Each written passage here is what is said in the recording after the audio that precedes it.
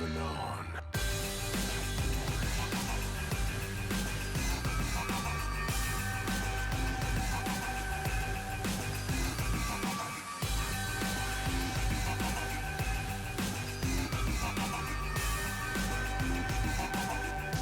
Keep moving on.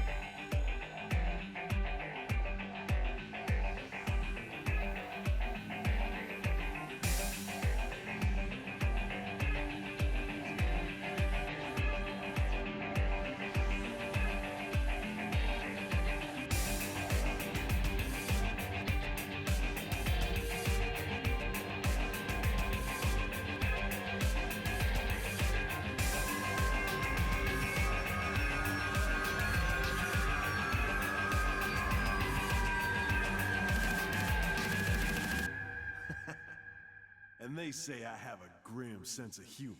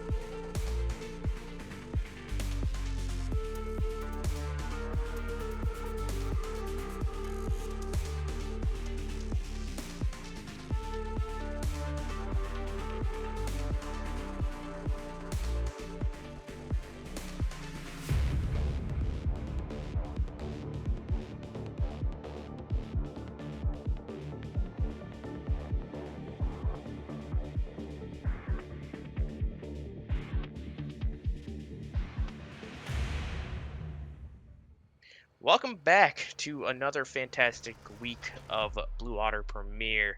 And, this is the third week, and we got a couple guests for today, and that's going to be CZI, or how do you pronounce it? I always called you CZI, but It's fine.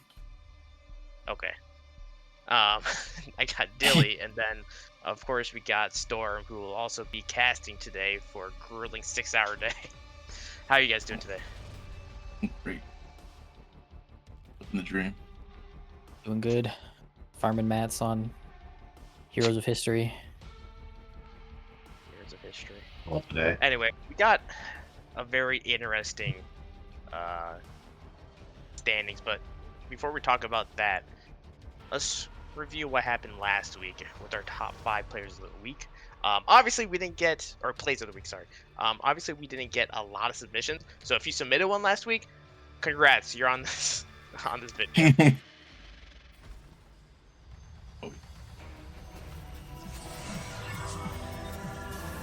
Perspicacious go, not quite going to land the test of spirits onto Guster Posey, won't have access to the E now. Perspicacious will be targeted by Daisy. Going to hit, knocked up, the follow-up, bunk, the heal at least will keep him alive for a little bit, and by time for Saren to arrive, tries to go onto Guster Posey, gets him down to half HP, but damage isn't quite there, and actually CZI will send Saren to the death realm, now having to flash away under tower. I don't think CZI cares. Saren's so low, one more auto attack is all CZI needs. 100% would have killed. And Genetics is gonna die here, probably. Yes. Flash forwards from the poop sock boss man with the shending help. Here comes Denial Hurts. Now, does he have E? Just no ultimate there as well. You just used it. There's no guarantee. As Guster Posey starts up the grubs, but CZI in a bit of trouble. CZI very Yep. low, will kill Nice. up a bit, does get the kill on to Perspicacious, and now the turn is to Caxi, who isn't long for this world. Double. And 10k. They can just look for a fight whenever. Uh-oh. Lands an auto attack. Ferromancy marked up by the Winters, by Tars here as well. Taunty 2K will try to stay alive as long as possible. We'll show them all. Gets the first kill, gets the second down onto Alice. Double kill. Going to assume that was probably the triple, and it's now the target is Liquor. Could it be the Quadra for Will Show Them All? Quadra, Pinza. Will Show Them All. It would be the first Pinza kill of the season for the Kaisa, and it's going to be the There it is. kill for Will. Nope. Desperation sees Guster Posey on the top side. And what is the unstoppable? Play the space, play the space. Ash dead. Rundle, whoever you can. Careful, Victor. Exhaust Trundle. Trundle hit. Trundle. They're fucked. I'm about to run them down here. Hey, help her. Backline. Casante's still in back. Nice. Tag. Good shit. End mid. Yeah.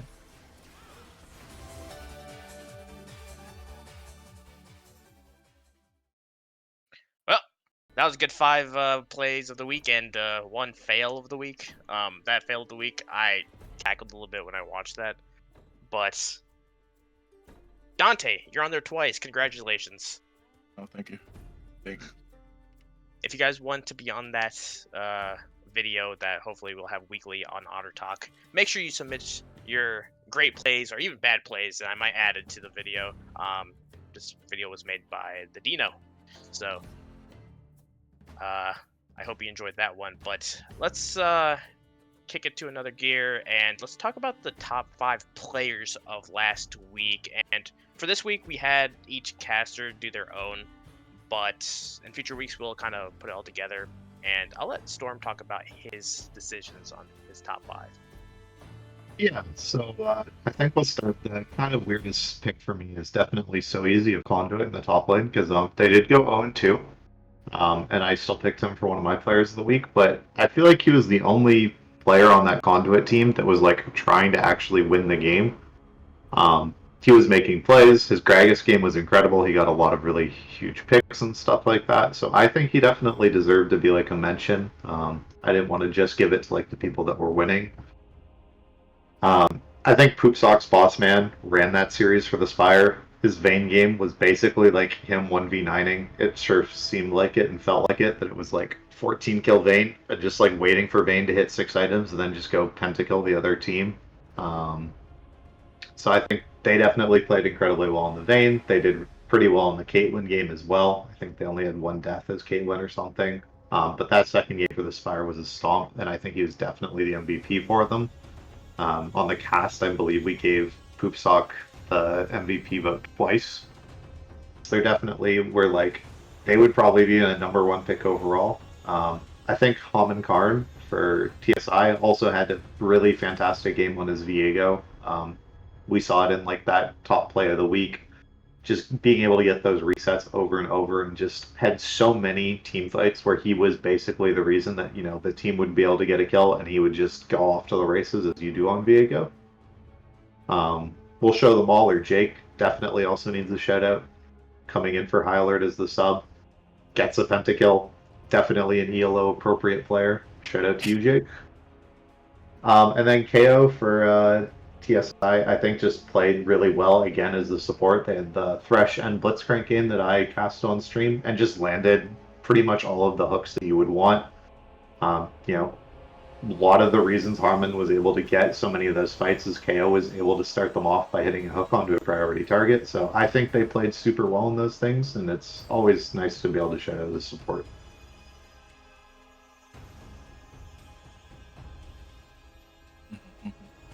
And that's all I really got on mine. Yeah. And unfortunately, Chong cannot be here today. He had some IRL emergencies. But obviously, a couple of them are pretty much the same among Karn, and we'll show them all. Both make the second appearance in the Player of the Week, Team of the Week / whatever. And there's a couple differences. One was CZI, one was Watercat, and the other one is Laoshu. So I think he really liked the way the Elysium played. For one, Dante did have very good plays in the top lane. Watercat was actually, in my opinion, I'm surprised someone picked him because he was kind of under, like, he was Yeah. under the what's it called? Umbrella. Like Radar? no one's out under the radar. There it is. Yeah, and he played well, but I think it was a sleeper, like, OP game from, or match for him.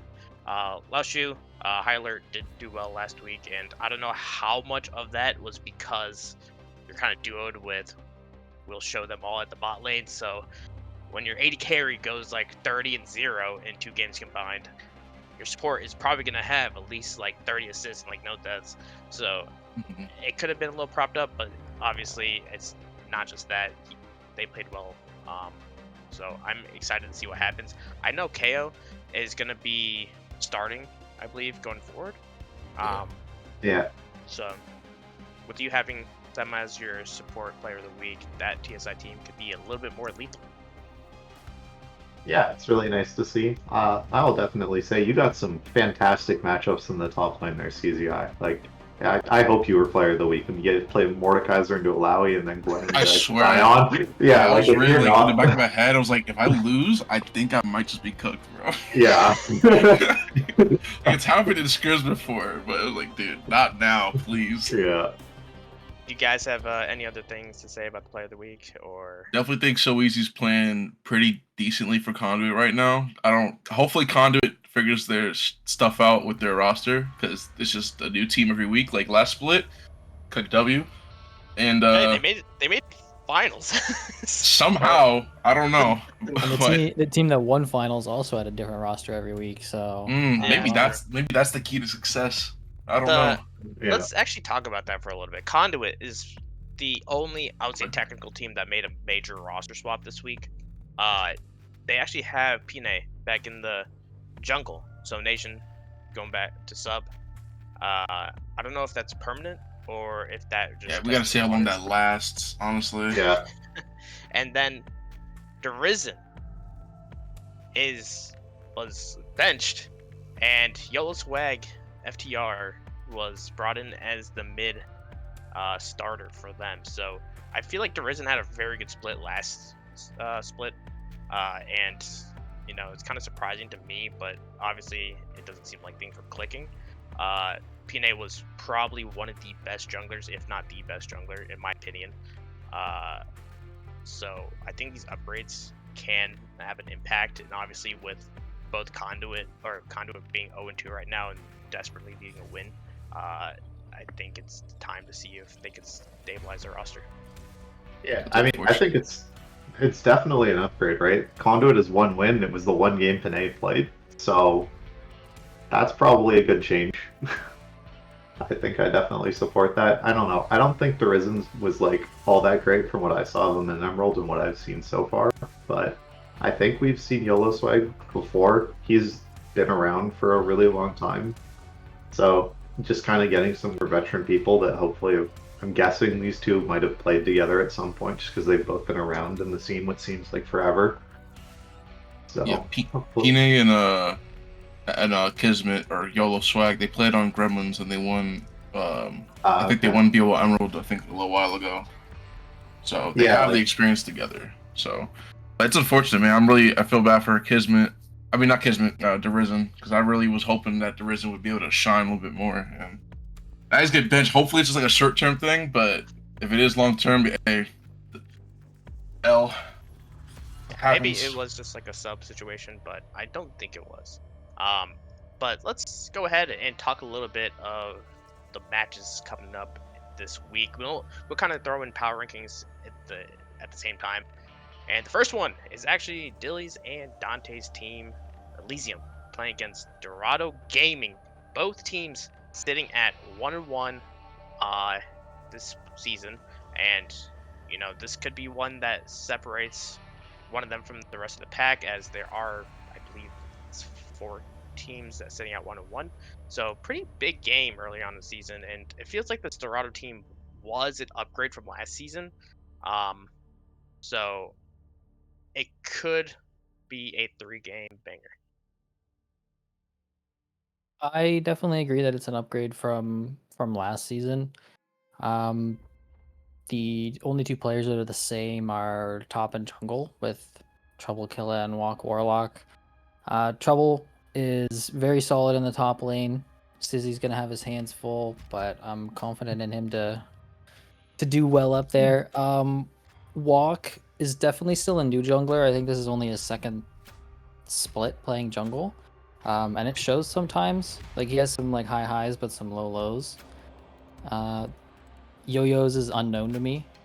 Looked really good in his Talia game that I watched. I think it was last week or the week before. I can't remember. I think that was week 1. Yeah. Week 1. Okay. Yeah. But yeah, he looked really good on that. Some really good shoves, and just roaming to side lanes with the ult. Pola I've played against a few times in other leagues like Titan, maybe BOL Emerald. I can't remember exactly. He played with Pheromone too.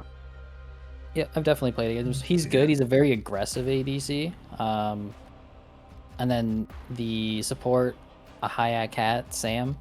Yes. He's got some interesting support picks that he can bust out. So, gotta be careful with what they might draft for him. He's a big like Xerath support enjoyer and stuff like that. But Sam at his peak was a really disgusting support, and now it does feel like he's like, I don't know. I think he's playing solid. I think it's just when I watch their team, it feels like they do a lot of good stuff, and then they can't get out of their own way, and then they throw the game. Like, last week watching Pola, he was playing good, and then he just like randomly walks up and gets one tapped, and I'm like, I don't even know why he kept chasing that. It's just like perplexing because he's a good ADC. So it's funny, and their top side is Trouble Killer and Walk Warlock. I think the problem that they tried Walk back to his main role, was his top lane, and I don't think they were able to find a good enough jungler where they're like, we can keep this like roster. So they ended up just moving Walk back to the jungle and Trouble Killer back to top side. So I wonder if they have little development issues in the jungle role for Dorado, and even though they highly tout their development system. Everybody knows that it is a hassle to try to find a competent jungle. Yeah, I actually got relegated to play jungle on my teams now because no one wants to do it. Wow, they couldn't find anybody else better. Yeah. I'm sorry for them. I know. But where would you guys rate Dorado in a power ranking scale? Like 8 teams. Like just toss them 5? right in the middle. Yeah, somewhere in the middle, 4 or 5, around there. Yeah, I think it's hard for me low key because like if High Alert keeps Jake playing more often, then it's gonna be more annoying. But I mean, they're better than Monkeys, and Monkeys is like that's a low bar. So as long as you keep that up, Monkeys won week 1. Hey man, I don't know if Conduit Monkeys are fighting for the worst team in the league with Omega or something. I don't know what's going on. This is a weird timeline right now. Yeah, let's actually talk about that, and because that's our next matchup for today. Is the second block will be Omega versus Conduit. Both teams sitting at 0-2 series record. One thing that shocked me is Omega being 0-2 right now, where they had the best record, I believe, the last split, or is it second best? Second best. Second. Yeah. So them having a very good first split and starting off pretty rough this split, even though they made only one major change on their roster, and that was bringing Maddie as support. Is their season chalked? Like, what's going on there? I think number one, you need to stop picking Alawi perspicacious. Like I know that's your one Just let trick it and go, shit, bro. but like yeah, let it go. That Let it champion go, is in bro. the dumpster. Like so, like please stop picking it. It is not a good look. Please. Yeah. Top laner's a begging, bro. What's the win rate on Malawi right now? He got better by 1%, 49. Yeah. Oh, 49 is That's not actually not as bad as I thought it was gonna be. Like she got buffs this patch. Yeah. Oh. He's picking her tonight. B2. I don't know. I'm just like, yeah, it's like the support thing of like, yeah, Maddie's a really good ADC and they know what they want their ADC, like they want their support to be doing, but like he's not getting like help when he's warding. Like he's just like assuming he's strong, I think, or something like that. Like I noticed he's just going in by himself and warding a lot and getting picked off, right? So I think that's also like a big problem with their team. But like I feel like they should be playing better than they are too. Who was their support last split? Newbly. Anybody know? Newbly, yeah. Yeah. It's weird. Like Storm said, this roster is not supposed to be as bad as it is, but something's I think just it's not a lot connected. of rust. A lot of rust that needs to be. Some You think rust. so? Who did they play week 1? They played. TSR, right? Or was that us? Yeah, that was us. No, Never mind. us. They played monkeys, right? Who's No, Monkeys no, played they- Conduit week 1. Maybe it was Spire. Week Omega 1, they played- played Spire, played yeah. Spire, Okay, yeah. there we go. Third time. Okay, Spire is a decent team. Like, Yeah. Yeah. So they are way better now. Like Yeah. Because so of Omega's suck played balls.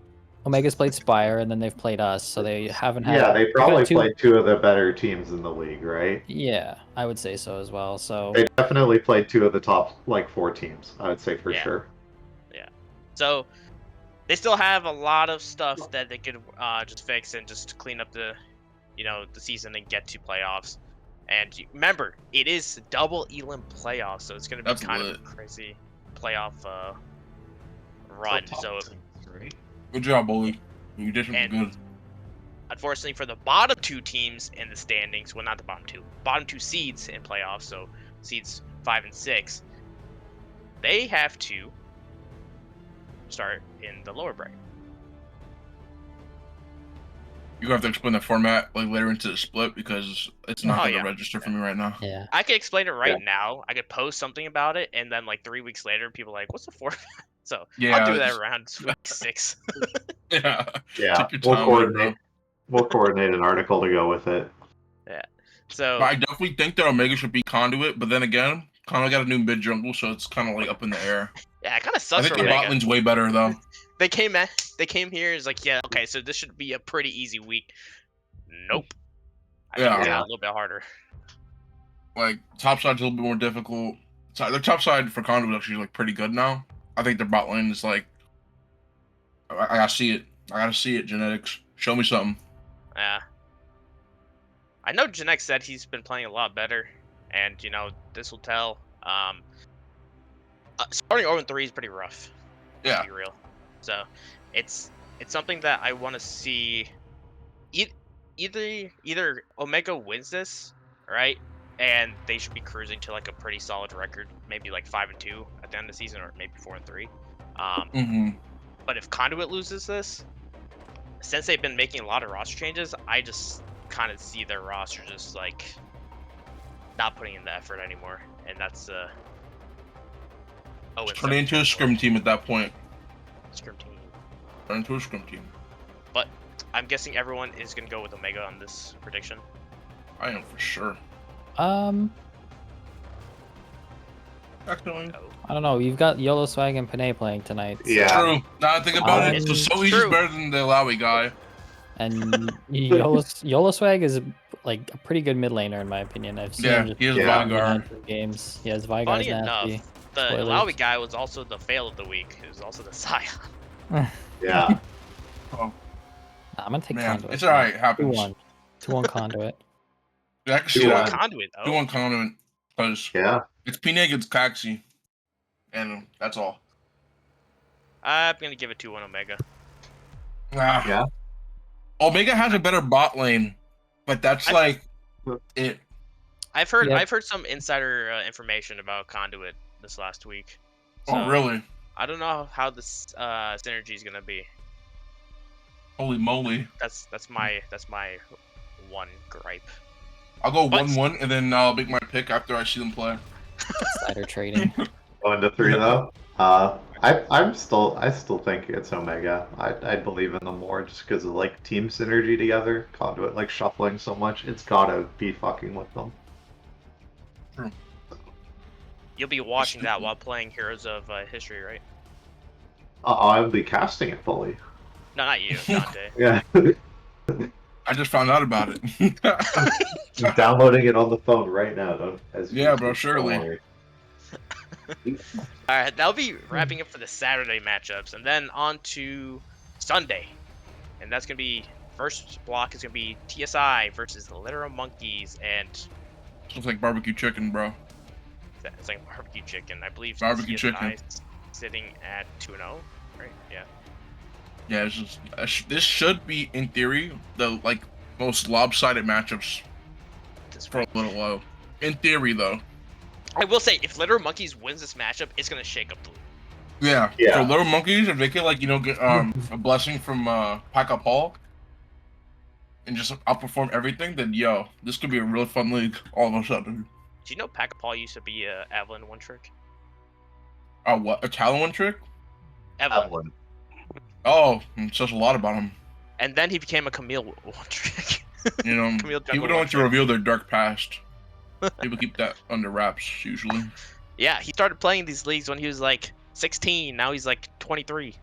Oh, man. Yeah, he dedicated a lot of life to this league. Yeah, raised him. TSI though, they've been looking very good. And funny enough, they actually might have a little bit of an issue today, where I believe Haman Karn might play only one game. Old man. Might have to go. And your boy Unleashed might make a return in the jungle. We need TSI versus Conduit again. Unleashed has to play, bro. Now Pina is back. So I am excited to see what happens there. Obviously, if Unleashed plays and Literal Monkeys wins, my God, it's gonna be a shitstorm, and I'm here. Yeah. There's I need it for the definitely gonna be content, bro. some The content. accusations The going around if that happens. Yo, Unleashed is gonna be playing angry tonight now. Y'all don't If he woke him plays, up. Tomorrow he plays. Tomorrow, yeah. If he plays, which is not guaranteed yet, I believe. Don't worry, I'll tell Haman to sit out. We got this. Put in the B team. Yeah. But the funny thing is, when I saw Literal Monkeys roster, I thought they were gonna be pretty decent. They did get better. You got baited again. Yeah. No, in all fairness, it did get better for last It split. did get better. It did get better. Okay. But last split, But- they like were all over the place. Was it enough? Is the question. I was about to say, don't I think got anyone got baited. answered. In Emerald, I got baited by like 4 Monkeys teams, and I was like, I'm pretty sure like Hey, that's on 3 out you. of 4. You have been watching the news, bro. That's on Yeah. you. I was like, oh, most of these teams look like they're pretty decent. They should all be like safe playoff bets. I'll rate them like, around getting there. And not He every posted- single one just like fucking flamed out. Like an epic faction. Does he know me? Yeah. Hey, So, man. It's alright. They're gonna make a resurgence soon, bro. yeah. They'll be Okay. paying us some supermax contracts. I think Yeah. I would say I would get baited, but their individual level is actually pretty decent. Yeah. Maybe they're just solo queue players. I don't know. They do play a lot of solo queue. I think like all of them combined probably had like 5,000 solo queue games in the last like. Why is my 4 months. OP.GG in Dutch? Maybe That's funny because mine opens does up in that way. Spanish. So like I never knew why, and I always have to change it to English. It just happened But- to be. I do play a lot of solo going, queue though. are you guys Yeah. going with TSI on this match? Yeah, TSI 2-0. Yeah. If they don't 2-0, then come on. Yeah. I want my money back. It's got to be a 2-0 for TSI. If it's I not think we 2-0, you gotta write content about, oh my gosh, TSI is slipping. Yeah. I think we should start a new segment for Auto Talk. I think we should put out a forum for anonymous like shit talk, and we will Oh yeah. say it live on stream. Yo, Yeah. I would love to just read it. That'd be lovely. Verbalize the shit talk. I would want to see who it is from just to make sure like I have context, but I would not tell anyone and let it rip. And like Look, 20 of there'll them be will some people follow I would me. just know off rip. Like as soon as I see the words, I'm like, yeah, I know who you are. Yeah. Obviously, I'll leave out things I just like uncalled for, but like. Oh my But, content. I think that sounds fun. I think we should do that. But we got one more matchup today, and that's gonna be Spire versus High Alert. I'm on the roster. Yeah. Yeah, I was about to wanna say, see if they posted their roster. I'm not trying to shit on a Higher Alert, but if it's not Jake, then the stock goes down very drastically. Yeah. The owner's a cool guy, but I'm gonna be real with you, big dog. You have to wait. pay Jake that supermax. I just realized something. What's up?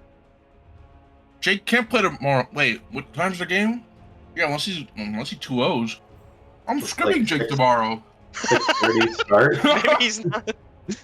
Maybe he's not playing then. It's probably version. It's probably his version. I just realized I'm scrimming him tomorrow. So that means you're probably gonna go with the Spire. And Spire looks very good. Yeah. Yo, their roster changes have been great. Who did they have last split? Boosters as ADC? Yeah. Yep. Yeah, who would have thought?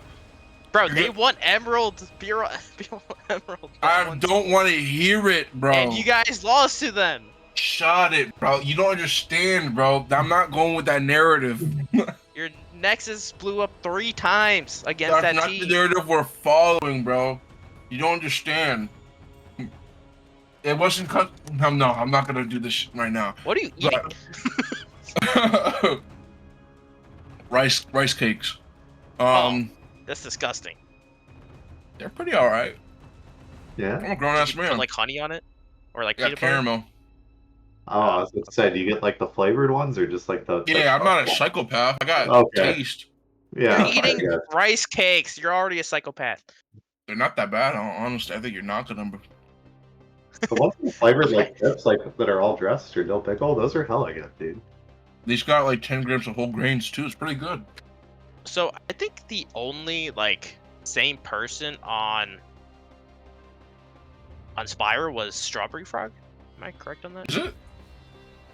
I thought they had Wanderer last split. No. No. They didn't have Wanderer. They didn't have either of their solo laners from their Emerald win because they're all D4 players. Well, that's a blessing, because Poopsock Bossman's going crazy. Goat? Yeah. Dude, how do you make your name that? It's like, let me change my name. It's called free speech. Free speech. Free will. Hashtag Noah. Well, but he's having their bot lane's really good. And I'll be real, I just noticed the bot lane half the time, but I know the other lanes are probably doing really well as well. Like their mid's probably really good. I think they're their jungle, but while watching their mid has only played 1 week so far. Yeah, Big Sugar had that really good game on Aurora. I remember that he really popped off that game. Yeah. Yeah, I was about to say, like, this team can't just be 2-0 by accident. Well, yeah, I mean, if you look at the stats, their bot lane is 2 and 3 on the total stats. Yeah. Right now. Yeah, they got Big Sugar at 4. Yeah, exactly. Yeah, I mean, they've been popping off. So Guys, if you look at a team that's probably like the favorite to win the league right now, it's probably them. Because it feels like their bot lane's good, their mid lane is good, and honestly, that's all you need. Just 2 out of 3 lanes. Yep. We said the same thing about TSI last, but we saw that turned out, so we can't guess who's going to win till the end. Yeah, but they choked. Happens, baby. They'll lose to go. It's crazy. Like, if we're talking about stats, like Yo-Yo's is number 7 on the list, even with the 1-1 series record. So that's. Shout out to Yo-Yo's, man. And Pole is number 9, but Trouble Kill's up good too. Dorado's like still has pretty good stats, even though they. Yeah, they just play macro. They just randomly run into the enemy team at some certain points. Like you play with sentience the entire game, and you're like, all right, well, let's just start running at them. See what happens. Hey, it's ARAM time. Let's go. You guys I are need getting to stop bored. talking. You know what I do when I get bored. All right. That should be a fun match this So week. I want to talk about. So we're nearing the midpoint of the league in about 5 days of the regular season. Did you guys think that the standings would look like this before the split started? Nope. Let me pull up how I had it ranked and see how close I was. Some things are like in order, then there's like a big issue towards the bottom, but you know, that happens sometimes. That happens. It's like, You obviously had Omega probably in the top 4. Yeah, I had Omega in top 4. I had Conduit in top 4 as well. And I had Spire like sitting in like 6th. So Spire is definitely like the big shock for me. How well they're doing. But yeah, I had Monkeys sitting in the bottom with high alert. And that's just the Jake effect, so I could just blame him for that. Well, I agree. But Dilly, were you gonna say something? no, sorry, go Dilly.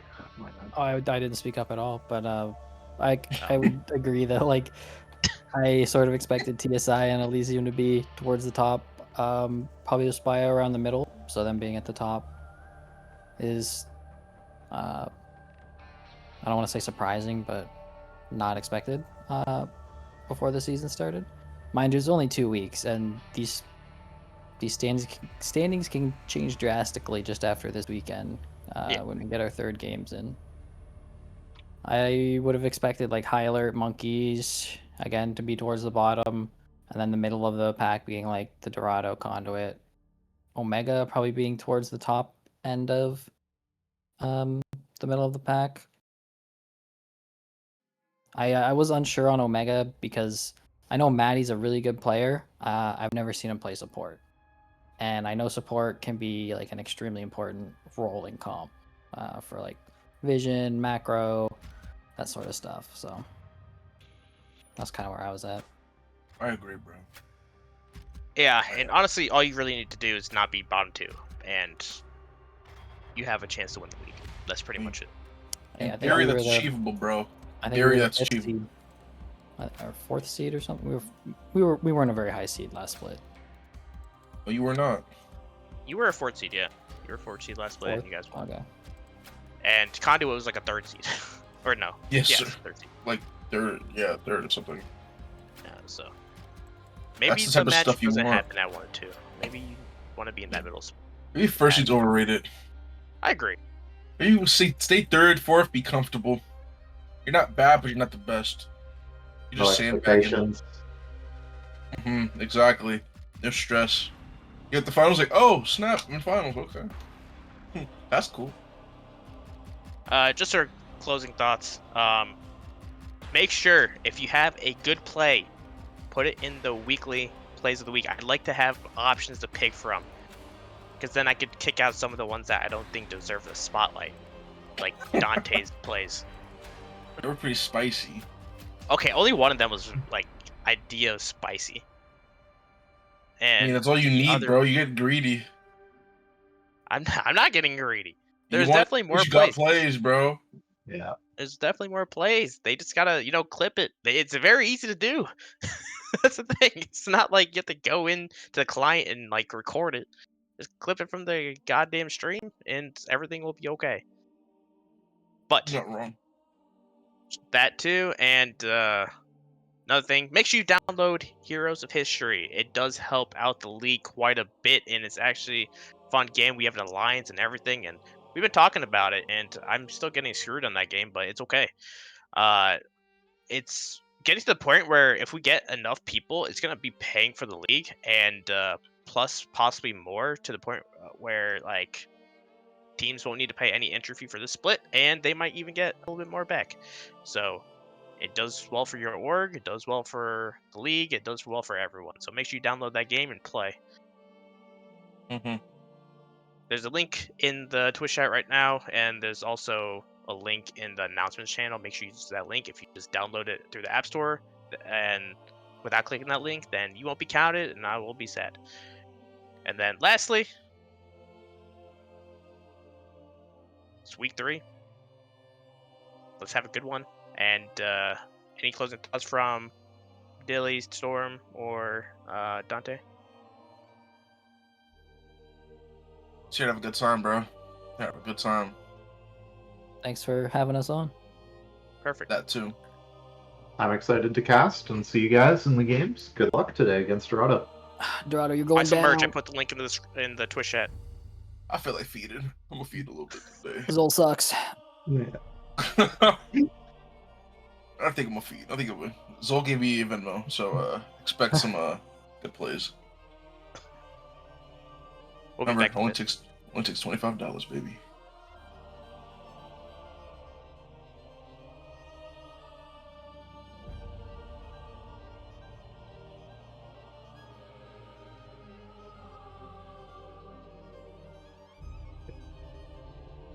Yeah. I guess we'll be back in a bit, so don't go anywhere. Game will start in about 12 minutes, and this is week 3, day 1.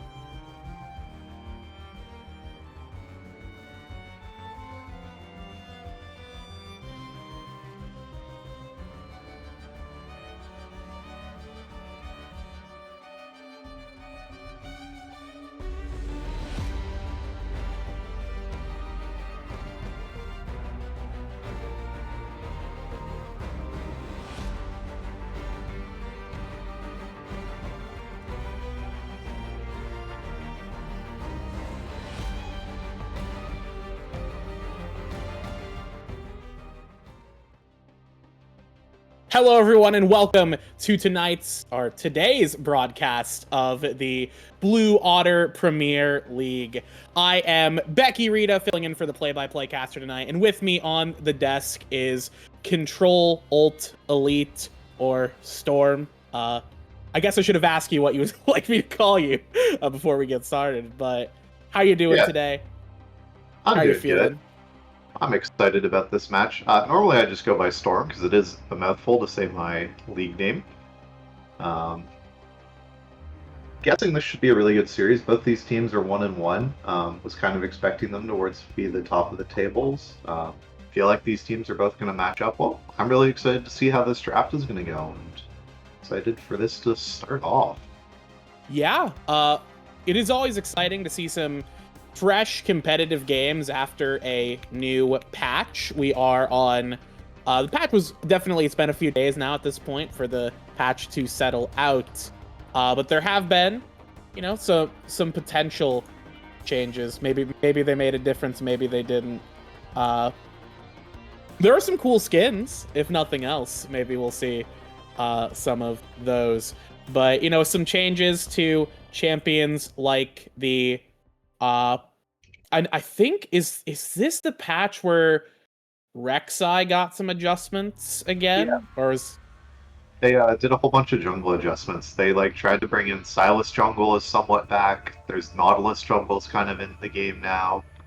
Wait, really? Yeah. This is great news for me. They're getting me back to play League of Legends, I suppose. I did not realize that Nautilus jungle was back on the menu. This is the greatest day of my life, perhaps. It's not. It's still pretty bad. It has like a 44% win rate right now. Okay, well, you know, maybe next patch. But he is like the top 5 pick jungler right now. So excellent. I mean, Nautilus does just have like good tools. So even if it's pretty bad, just having Nautilus's good buttons on top of another support feels like it might be pretty decent, like what used to be the Rel jungle before Riot killed it, despite how much fun everyone was having with it, or mostly just me having fun with the Rel jungle. The Rel jungle players really liked Rel jungle, and I think everyone else hated that was in the game, to be fair with you.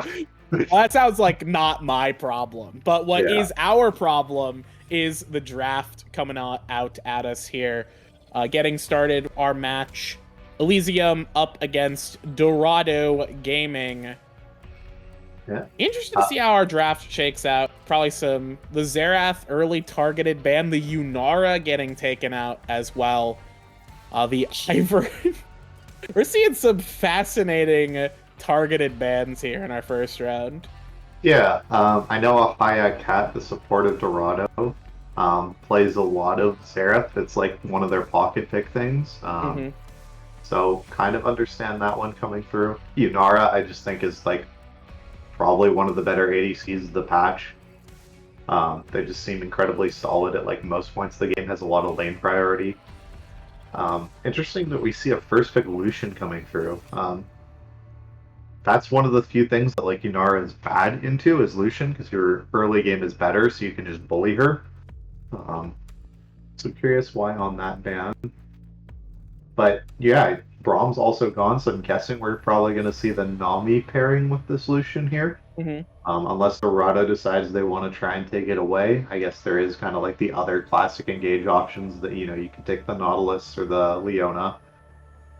Yeah, there are definitely other good pairs. I will say with the Braum off the table, that does take out a bit of one of the really good non-Nami pairings for Lucian, but we don't even have to consider that, as Trundle will be the lock-in here. Trundle also got some adjustments. Mostly these were nerfs. They hurt his W on the patch, so his attack speed is a little less good, but you weren't really leveling that ability anyways, from what at least I didn't. Maybe you level Pillar last, and that's what you're supposed to do, but I like using Pillar, so I always leveled it second when I played Trundle. We have the Orianna and the Yak S, so they're actually going to save their support until the last round, which gives Dorado an opportunity to take away some of those good Lucian pairing options. Yeah, and I'm also really shocked to see this Jax come in here. I mean, I guess it's a flex maybe that might be Jax Trundle, but like, there's no way that Trundle's going top lane, man. Especially with that like W nerf change, like Trundle top actually needed that W change, so it's very much jungle focused. I'm kind of wondering why we picked Jax here. Dorado instead is just taking like a lot of things that are just like generally strong and scaling. They're taking Trundle for this early game, and Victor and Sivir just both give you so much wave clear and ability to play this game later. And yeah, here's the Nami ban that we were thinking was going to happen. Yeah, not too surprising to see that. I wonder if they're going to go for 2 Enchanters potentially, because Enchanters would also pair pretty well with the Jax. Yeah. Especially if this ends up being like a Jax jungle. Having an Enchanter roam with Jax can be pretty solid. But we'll have to see if that ends up being that. I do think that for sure we're not going to see Trundle top, and Jax is pretty good into Trundle just because pretty much all of Trundle's damage, who am I kidding? It's in auto attacks. Other than subjugate, that's all of his damage. So picking the Jax, absolutely. Stonewalls the Trundle, at least for a little bit, in terms of his DPS output. And we do see the Milio as well. That's another really good Enchanter pairing with the Lucian. And Elysium themselves taking out a couple of really good Sivir options, the Karma and Seraphine. So that speed amplification is going to get a little bit hampered here. I wonder what Dorado is going to blind. I feel like, yeah, you just want something else kind of Enchanter focused here. I was more leaning towards something more disengage focused, like maybe Janna or not a Glask here, was kind of my thought. Just because Elysium right now are just playing champions that kind of want to run at you, right? Like, I'm guessing they're going to take some sort of engage support here, because I don't think there's that much stuff left as an Enchanter, right? You can't really take any of them that's with Lucian, so there's going to be a Leona, sure. Yep. Thinking maybe it would have been Nautilus, but whichever works. I think... keep going. So, yeah, I feel like you just wanted some real hard disengage, because, yeah, Elysium's comp right now is we are going to run at you, and Dorado just needs to play disengage, and they already have, like, Trundle Pillar, they have the Sivir ult to reposition backwards, they have a Gravity Well. I think this is going to be really hard so far for Elysium, so I think they're going to take, some sort of engaged top laner to try and run at them better. So there's the Ornn. Now, for Dorado, you can take pretty much a strong side top laner here, I think. You can take the Mordekaiser's up. Set is available. Or you can just match with your own super tank that there's Scion available or something like that. But I'm guessing Mordekaiser is kind of my guess. Yeah, I actually kind of, and there's the Gwen, and that's another big pick into the Ornn. I do actually kind of think Elysium was pretty interesting with the Ornn pick there, because it forces Dorado with what they had. They really wanted some kind of actually real frontline, other than Trundle, but by picking the Ornn, it's like you can handshake a tank or you don't have a frontline. Those are your two options. And they decided to pick something that should theoretically absolutely put Ornn into the dumpster. And the trade-off is that maybe later in the game, if this Lucian gets accelerated, he could start punching holes through everyone on the side of Dorado. But that requires Lucian to get a lead, and I think into the safety of the Lulu Sivir, it's going to be a bit difficult to make that happen. Yeah, definitely going to be interesting, especially when you have this Jax jungle, or, it's possible it's Ornn jungle. I hope not. I really hope not, again. But yeah, like, you don't have really potent early ganks, right? So it's very much going to be on, like, the Leona to actually make a play happen. That, Jax can follow up with, like, Flash E or something like that, but it's very much going to be on Leona to land the Zenith blade into, like, the Shield of Daybreak stun to try and really get something set up for the side of Elysium. I mean, I guess they do have, like, the scaling factor of, like, they have Jax for later in the game, but I feel like Dorado's going to be pretty solid. They just have to kind of sit back as 4. They have enough wave clear and just try and make sure that they don't get behind and just let Gwen win on the sides and reach those, like, huge power spikes as they get later. Yeah, I would agree. There is a lot of powerful inevitability to Dorado's comp. Of course, like, Elysium do have the Ornn items, but the champions that Elysium have do kind of have a bit more of a plateau in terms of damage than you might see on Victor Gwen. And even later in the game, because Elysium, they're going to want to fight you, they're going to want to run at you as a single unit. If Sivir can kite back well with the ricochets, that will do a pretty good job at cutting through a grouped up Elysium team. So I would say that I do, in this game one, I will feel Dorado here. I think they do have the better comp. Are you feeling Dorado as well, would you say? Yeah, if this is nameplates off and I'm just looking at the players, I'm definitely taking this Dorado side like 10 out of 10 times.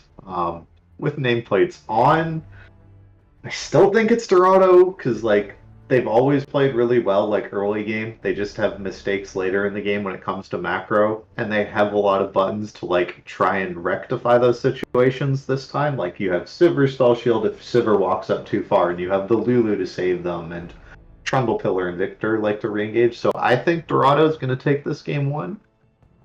But I think it's going to be really interesting to see because it's definitely possible that Elysium, if they get super far ahead, just like absolutely run this game, right? Yep, 100%. It's the Lucian gamble, right? If you give Lucian an inch, he may take the entire game with him. So we'll see if Elysium can make that happen or if Dorado can stall for long enough for those big power spikes to come online.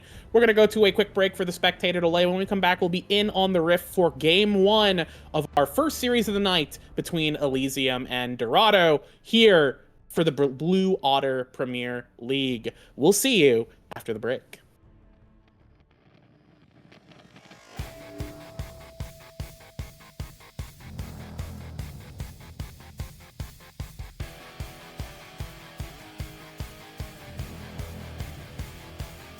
She's such a misfit, always ready to brawl. It's like her business, roughing up your friends. The law, there is no difference. If you believe you're strong, she's a bulldozer, making sure you're flat on the ground. She's like a boomerang,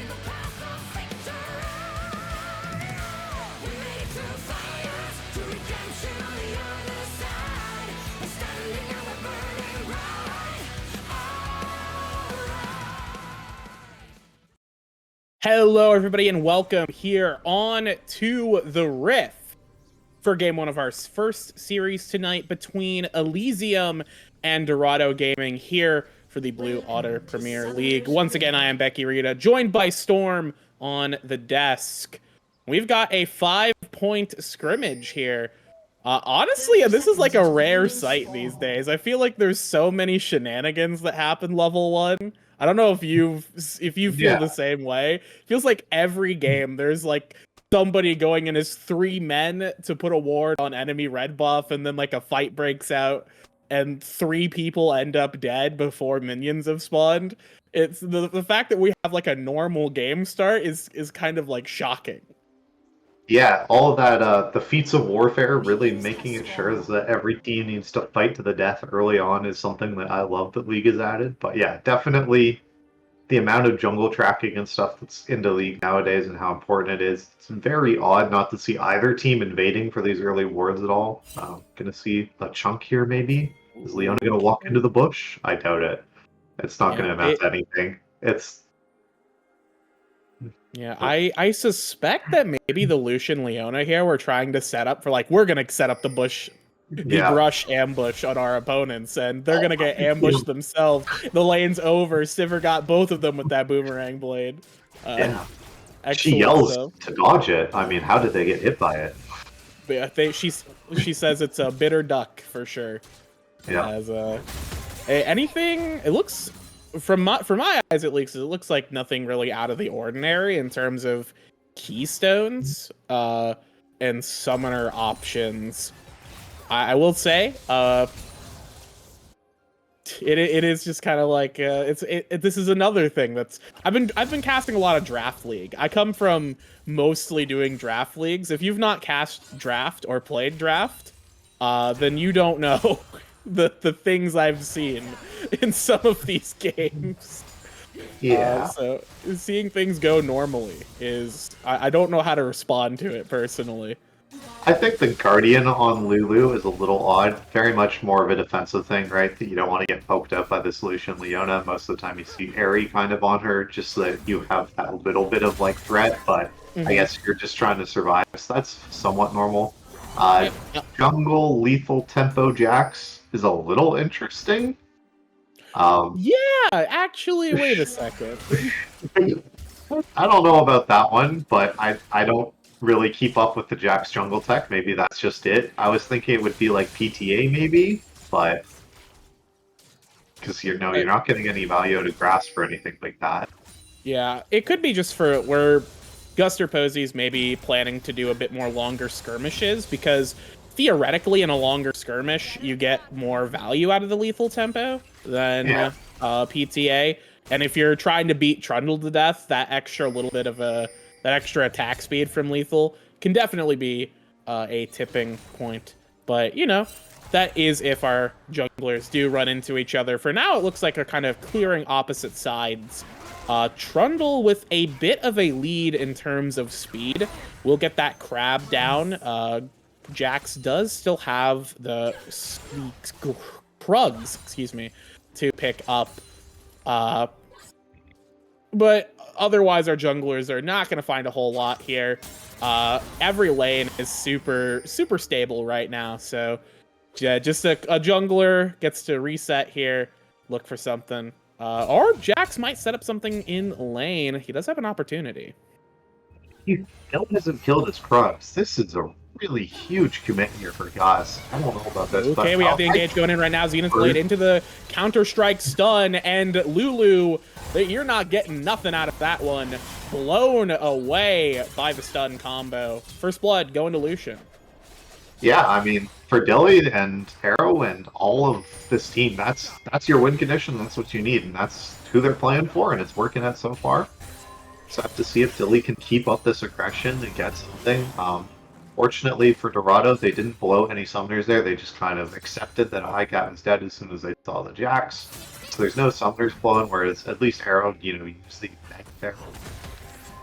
But have to see if these lanes are able to keep stable. We already see that there's about a CS lead, in the top lane of like a full minion wave or so for Gwen, which should continue to grow here.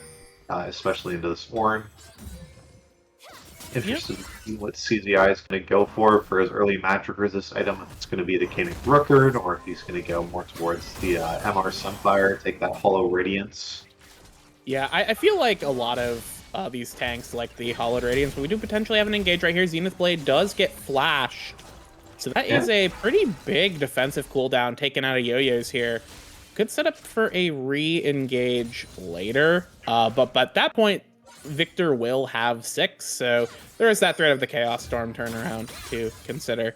But with the top laners, I do think that, at least for me, for the preferences I would have, I like the Hollowed Radiance, just because it's good for wave clear. It allows you to better compete with Gwen, especially here. But it's not like Ornn doesn't have wave clear. He's one of the tanks that just really does have good wave clear if you throw all of your abilities at the minion wave. Walk Warlock.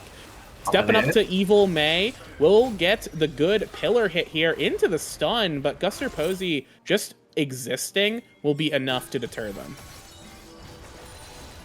Yeah, I mean, didn't have to commit anything, but just gets a big chunk here. May does also not have their TP down, so this is actually like fairly useful. This is like already burned that. Yo-Yos has their teleport enabled as well, so they can probably get some sort of lead here from this. Maybe it's just going to be this early dragon here.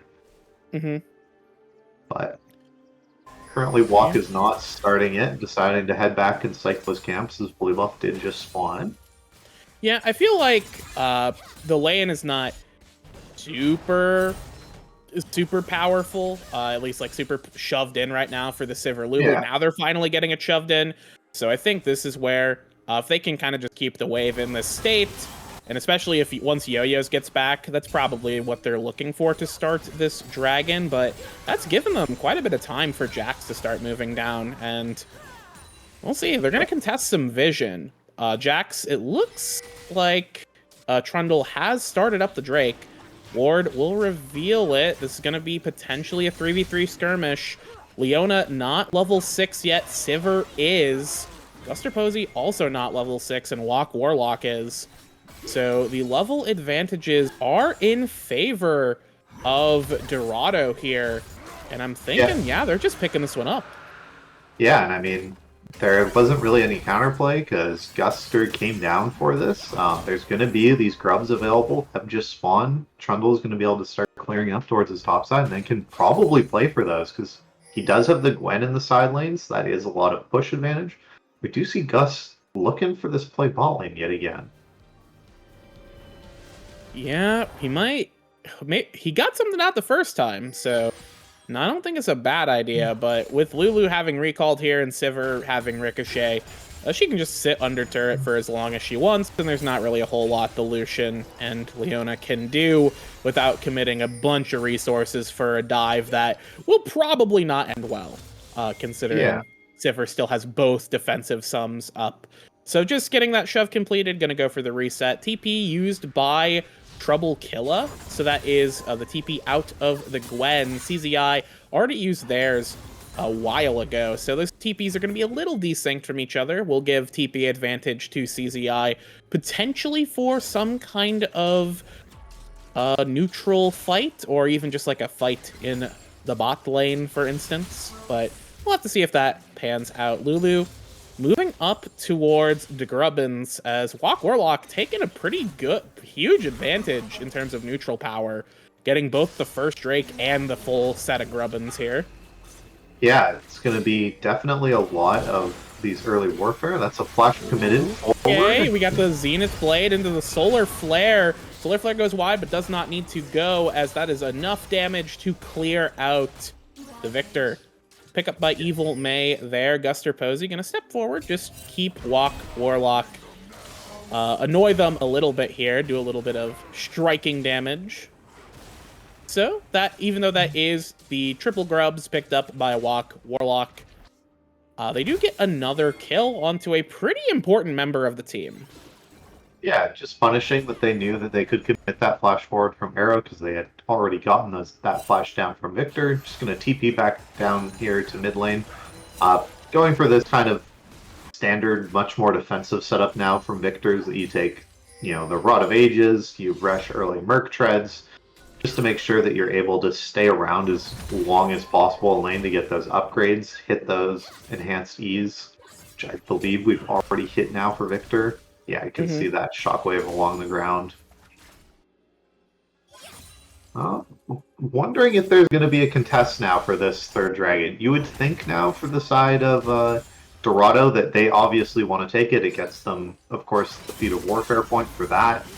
And you're hoping that Gwen is going to get you the first tower towards the top lane, just with all the natural push that she has. But CZI has done a really good job so far, just letting this tower stay healthy. Is getting a big combo here. That's a flash forward. Yeah, full Ornn combo into Trouble Killer right there.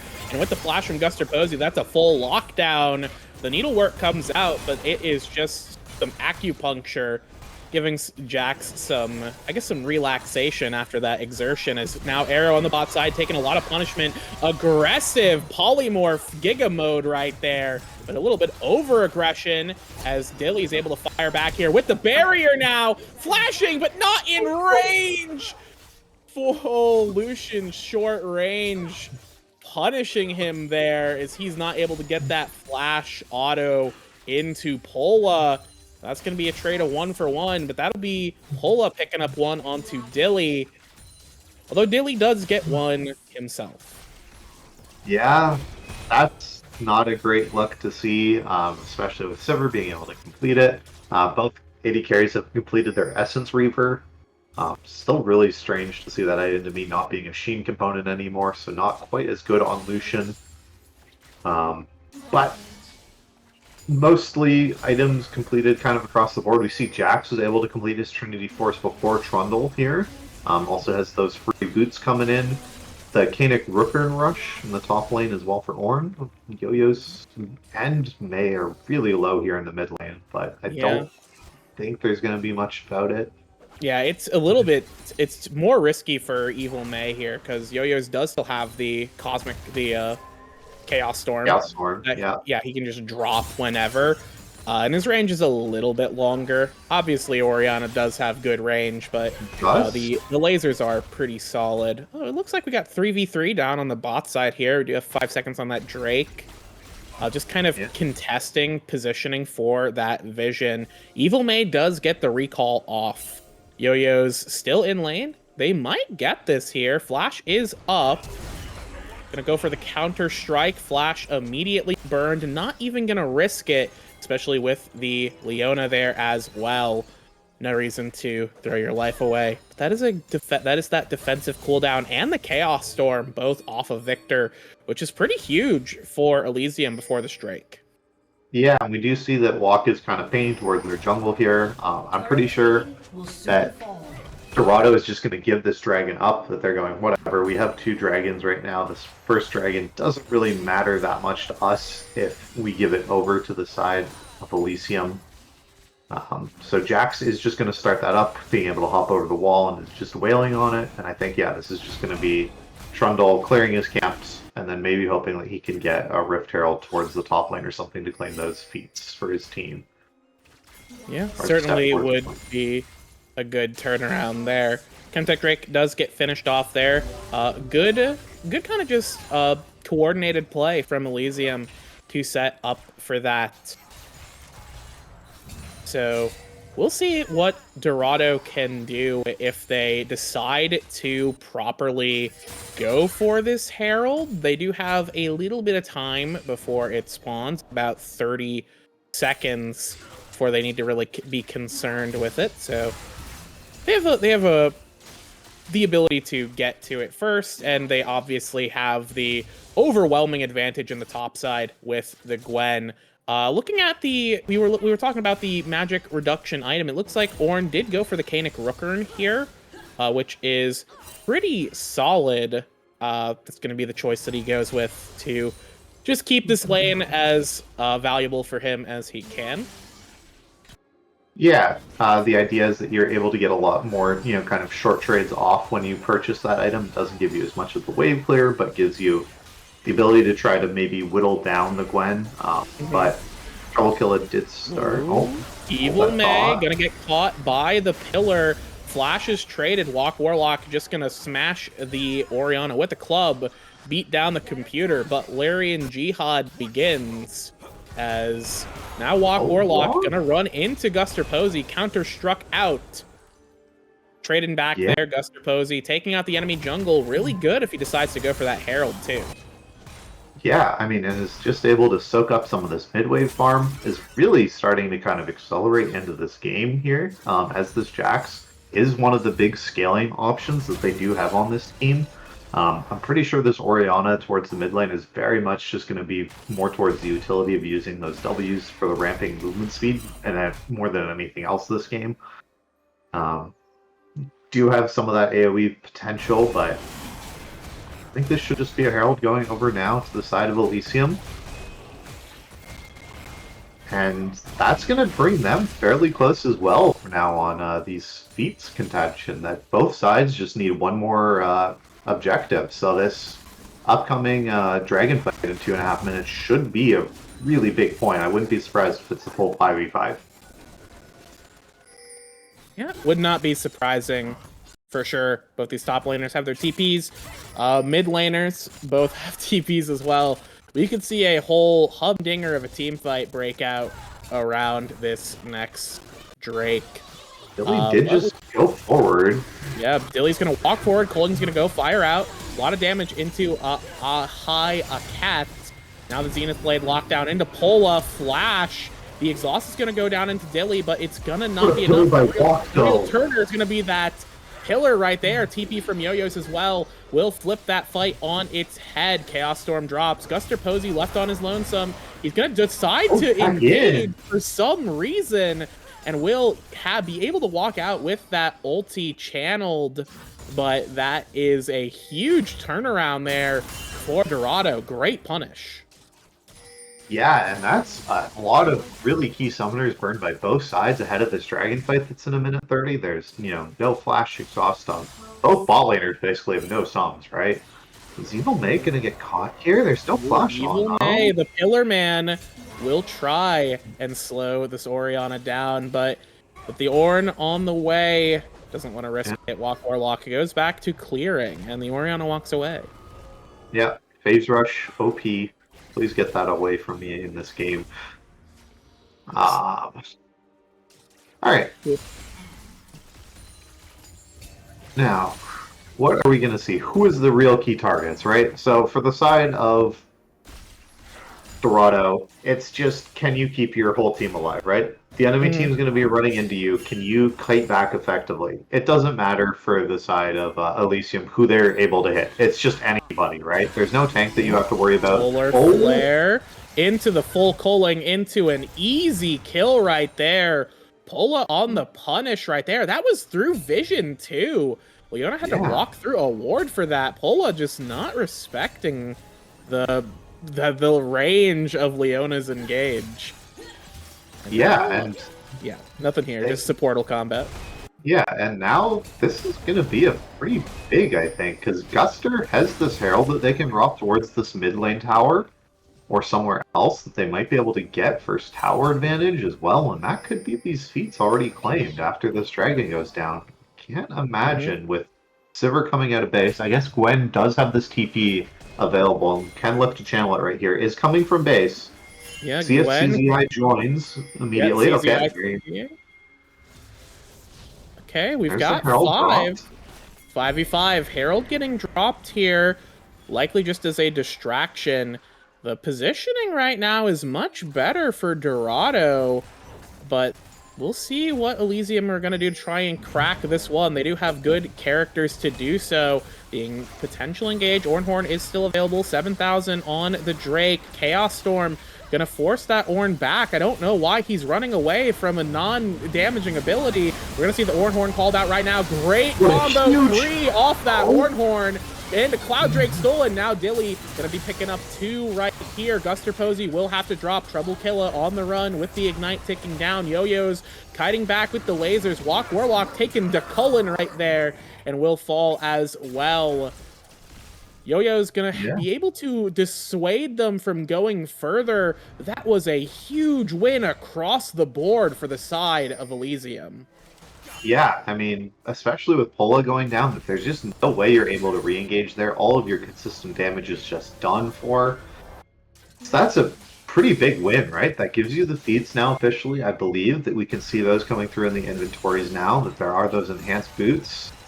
You know, movement speed probably being the most sought after thing in League. So definitely the best stat you can get. The easiest measure, Riot has always said, of like nerfing and buffing champions that they really have no idea, is you just touch that movement speed by 5 and it makes such a huge difference. So it is a really big thing to get. There's going to be those upgrades available. Ornn now, also level 13, has that first masterwork already completed for himself and is just going to be able to give some extra stats to his team. And this is kind of the point, right? You have this Lucian, and you have this mid-game spike. It's time to see if you guys can put down some extra damage here and get it going. Yeah, we'll have to see if they can make it happen. That Dragon Steel was sponsored by... Let me click the link to see what the full name of this is. At the FOF Esports Shop. Thank you, Bully, for reminding us to do our job here. We are getting paid. Oh, yeah. thank you, Bully. But yeah, pretty sizable gold advantage. Not even sizable, but small goal advantages. Yeah. Across the board here, I would say, for the side of Elysium. And this is the place they want to be at this point in the game. Lucian, pretty big for themselves, although items are actually even between themselves and Pola. Orianna, I think, is going to be the one with the biggest item advantage over Yo-Yo's. Yo-Yo's who ended up having a couple of unfortunate recalls and is only sitting on that Haunting guys, had to pick up a Dark Seal at some point. Meanwhile, the Orianna does have that finished Leandries at this point. Ornn items are coming in now, too. That Kanik Rookrun has been upgraded, so we're going to start seeing a lot of hidden power channeled on the side of Elysium, and it's going to come down to what Dorado can do to turn it back around. And unfortunately, I think a lot of those scaling options are not getting the leads we were hoping they would, especially up here in top lane. I think this is going to be that biggest disappointment for Dorado. I mean, we just haven't seen Trouble Killer just go in really whatsoever forward with most of these needleworks. You just see them getting these snips just going through the creeps here, never trying to target CZI and just get an extended trade. So this Kanik Rookrun that CZI is doing is just putting in so much work of just absorbing the smoke. You know, even is starting to build armor, has that kind of advantage right now of it, if they're just able to afford it. There's a big fight here bot lane. Got a fight in the bot lane right now. Yo-Yo is going to go very low right here. Chaos Storm will keep him safe. Same with the turret. Turret firing out in the Guster Posey. Shut down going over to the Victor here. On the hunt is popped. They're going to try and keep going. Solar Flare going to stop him here, but Pola's going to keep the firing out. Exhaust tagging onto Evil May. No more damage will get there. The range is not there. The buttons are not up. But the Otacon is, and that will be the target of Dorado here, and the HP bars are not in Elysium's favor, so it's looking like if they decide to contest, it'll be very risky. They're gonna stick around. Dilly so low, Evil May so low, no Shockwave either. TP coming in from Trouble Killa will be able to hopefully secure that. Smite's gonna go down, HP bars are still low, Arrows in the mix. Will get sacrificed here. Will anyone else drop? Pillar not quite getting the knockback. Slow is going to land on the Evil May, though, and the needlework will pierce through the Iron Lady. And now CZI going to try and get out of dodge here. Walking back towards the turret for some reason. Will fall. That's a doubler for Trouble Killa. We're asking where the Gwen is. Here she is, boys, ladies, gentlemen, non-binary individuals. The doll is here, and she is angry. Yeah, and I think this is, that's Cosmic Drive now done as well. But Gus, I think, probably going to get something back on this. Yo-Yo's does have a ton of these stacks on their Dark Seal. Oh, good flash, though. Bye-bye. Later, y'all. Flashing over the wall. That's a little bit of an ankle breaker moment. Yeah, that's depressing. That's a sad moment right there. especially ankles broken. Guster Posey deciding to walk single-handedly into the entirety of the Dorado team for no reason as Drake spawns. Questions being left unanswered. Mysteries unsolved. What is happening? Yeah, that's not a good look at all. That's a lot of your team's really like big gold. Arrow That's walking basically in single-handedly into Dorado's entire team for no reason. Mysteries unsolved. What is going on? You can't do that, my guys. How much money is Yo-Yo sitting on? He just got like, oh my god, 2k gold? Yeah, that's huge. Book, right? It's gotta be. You have 10 Darksteel sacks. I feel like you gotta. It's so worth it at this point. Oh, well, we're playing smart. We're playing smart. Okay. How dare you? Yeah. How dare you play intelligently? You coward. You gotta go for the entertainment value, for the fans, for the people. Did you not see what Arrow just did? You gotta throw the game. Anyways. Know if the contest is going to come through this. We do have Hornhorn that's going to get blown here. Yeah, Ornhorn's going to get blown. It's going to be 12 on the Baron. Smite will not come through, as that's going to be a steal for Guster Posey, but will the fight turn back on its head? Walk to Warlock's going to get caught by the Shockwave. That's a doubler right there for Evil May. And Guster Posey with a huge full combo with that Counter-Strike and Smite, flipping this game, bringing it back into Elysium's hands. And Lulu will perish, and so will the turret. That is a massive swing for Elysium.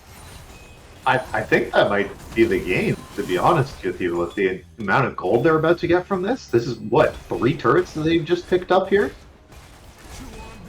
This is going to be such a big spike. Lucian just got his IE upgraded as well.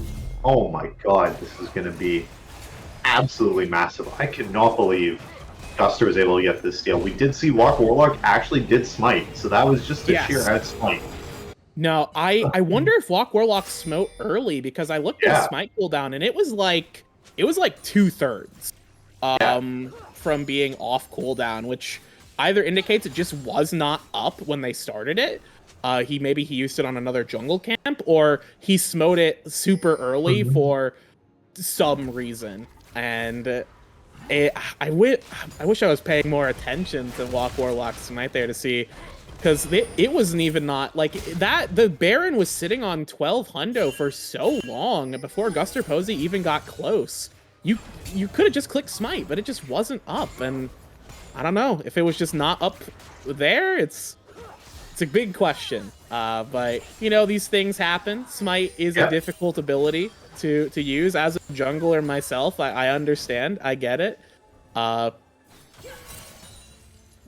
man, that is gonna really help Elysium out when it looks like it was looking a little bit suspicious for them, especially after some suspicious movement from Guster Posey and Arrow. But that Baron putting them back into the driver's seat.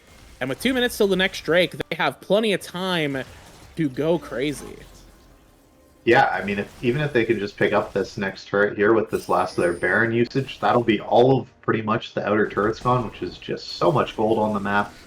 Looks like this last turret will go down here. They're not willing to commit forward to try and save it, which I think is the right call. Just trying to make sure that they keep their base intact. None of these inhib turrets are anywhere near under threat. So I'm really wondering how you get back now. I mean, Sivir is on 3 items now at least. Your Victor is also really strong, but I don't know how Gwen is able to get any distance anymore. You know, with none of these turrets left on the map, split pushing now becomes so much harder that there's no safety for you to be able to run to. Yeah, it is definitely going to be very difficult. It requires, I think one of the biggest issues from my perspective is that really the only person who is effective at peeling is going to be that Lulu. Like, you do have the pillar, you have the slow field from Victor. Yeah, the gravity well. Yeah, the gravity well, but you do not really have a whole lot else. And you really want to save gravity well for yourself if you're Victor. And as Trundle, Pillar is one of your best tools to actually get onto someone. Because another disadvantage is that there really isn't a lot of proactive playmaking tools for the side of Dorado. They're hoping that Elysium throws themselves into the fire and they can just outlast them through those defensive tools. But, I mean, with the solution at such a good point, and with the Oriana as well, it gets so much more difficult to make these fights happen. And we could see Flock's one really far forward here. I don't think he should be. This is Oranhorn. Let's go. Yeah, Oranhorn's gonna go, but it's only gonna tag one, and that one has a spell shield. Here comes CZI taking a lot of damage right now. Kuling's gonna go out, but it's gonna tag nobody right now. Evil May gonna have to flash away. Guster Posey on the backside, one man all alone, exhausted. CZI gonna get the dash in, not get a knockup though. Guster Posey back in, trying to hit Walk Warlock. Unstoppable Dilly will go for another one, dashing forward, flashing forward, smashing through the entirety of Dorado right there, as that will be 2 men down and another huge win for Elysium. Yeah, and I don't know if Victor's doing enough damage in these fights with this build.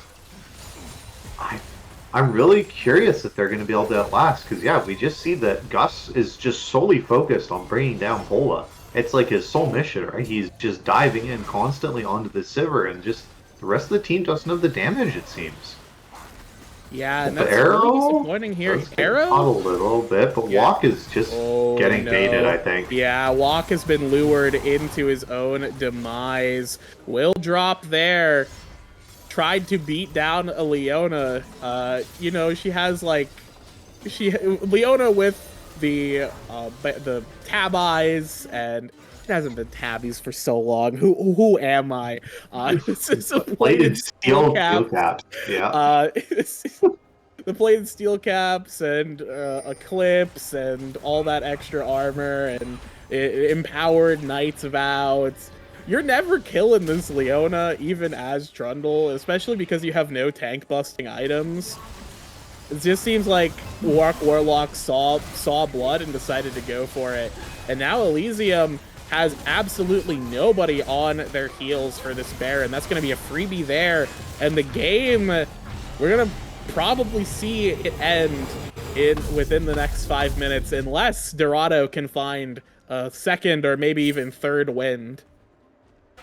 Yeah, just need to make sure that they're able to try and split the map up, because this 5v5 thing is not working out whatsoever, right? See that Yo-Yos, I don't know why they're trying to clear this with such low mana, really needs to make sure that they are back in time for this siege to start. But the side lanes are getting pushed out right now, which is good to see. Gwen is heading towards this top lane where they're able to get something.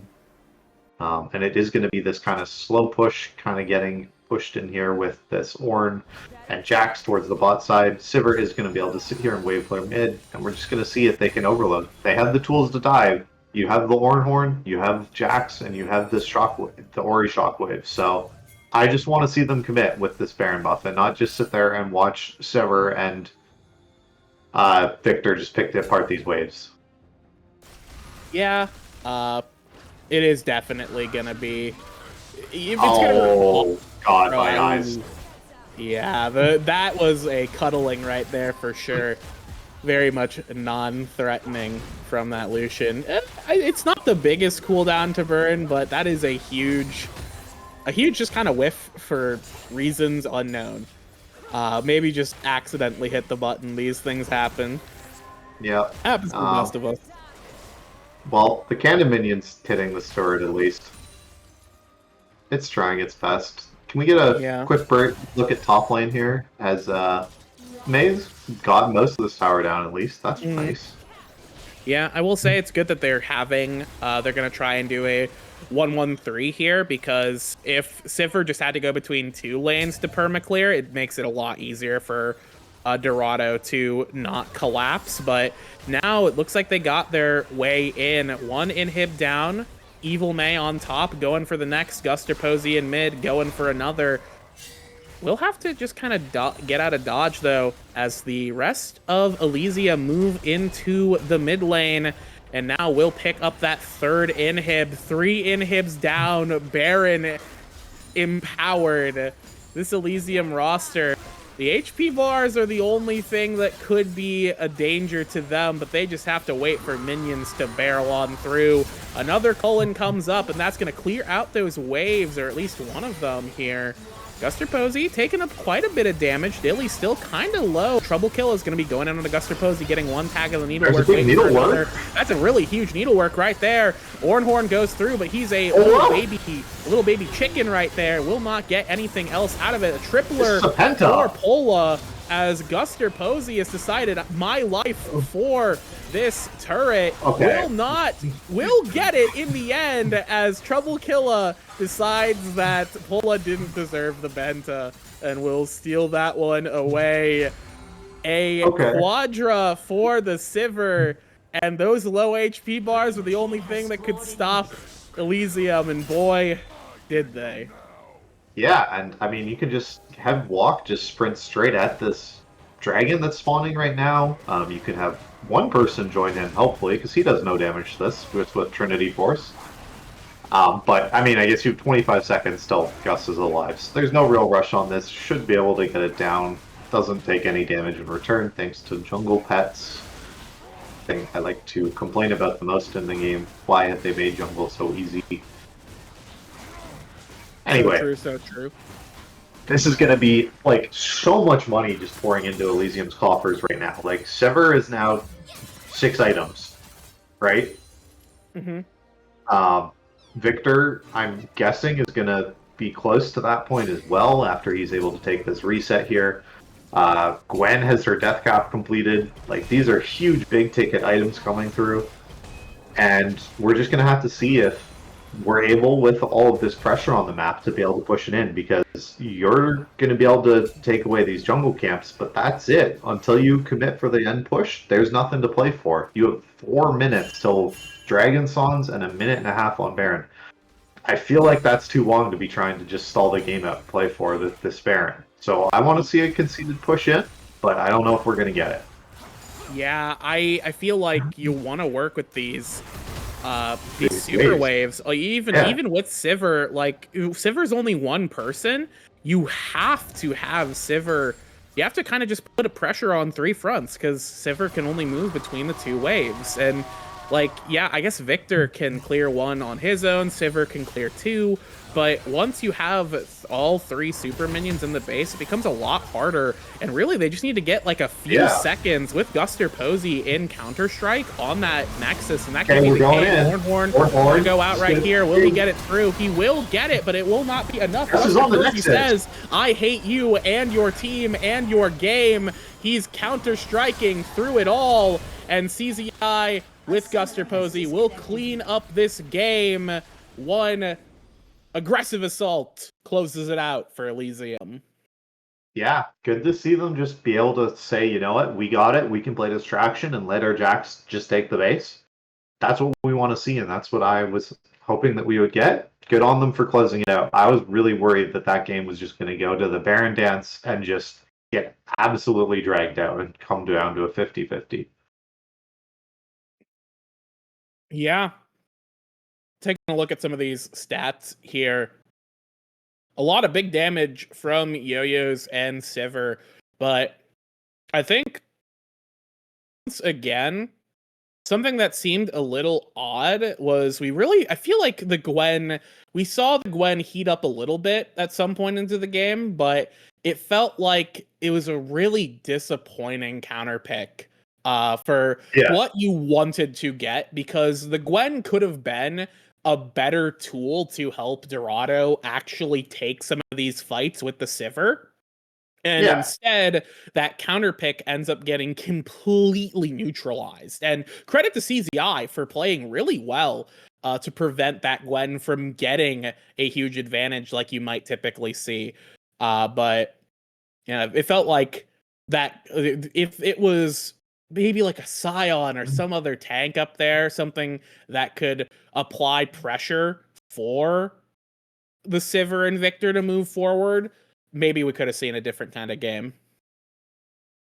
All right. Well, my question to you is, who is your player of the game? Who's the MVP? Because we're gonna try and track these throughout the weeks and give out these awards kind of towards the end of the season. Who do you think was the best player in this today, in this first game? The best player in this first game?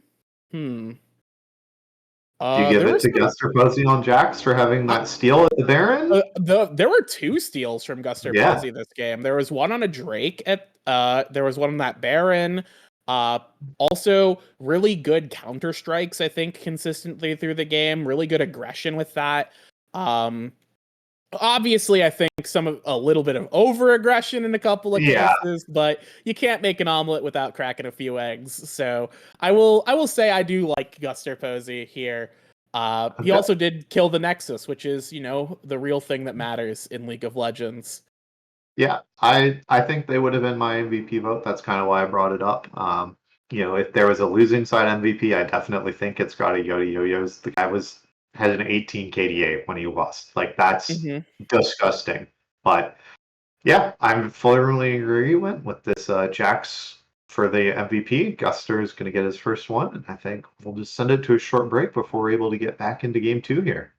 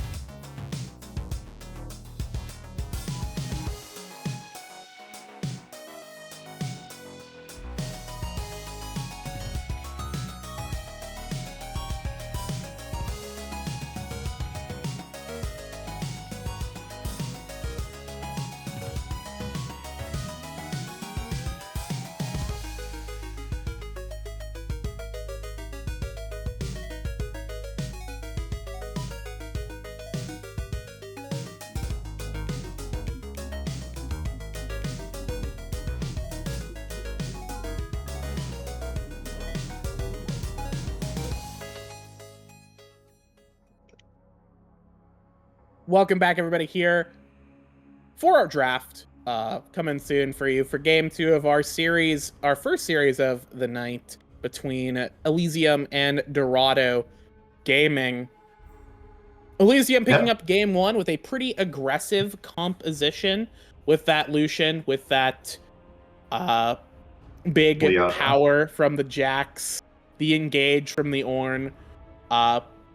It was a little back and forth there, though. Dorado had some good shining moments, but a heroic steal really kind of tipped the balance in Elysium's favor.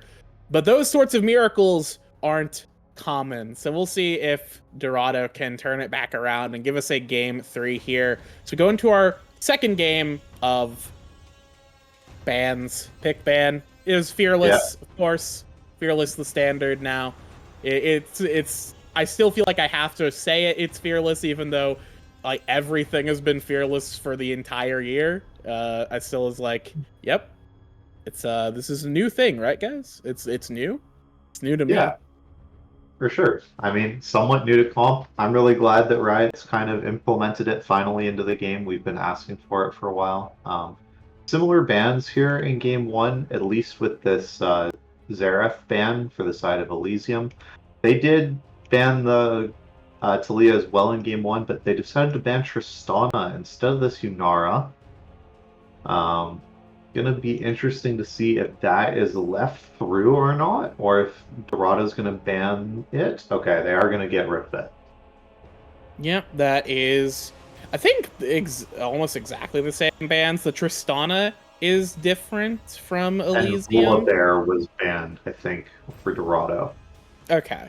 Yeah. So some slight differences in the bans, but otherwise a lot of these major champions targeted. And Elysium now in kind of an interesting position for this B1, looking to see what kind of potentially powerful pick they can get.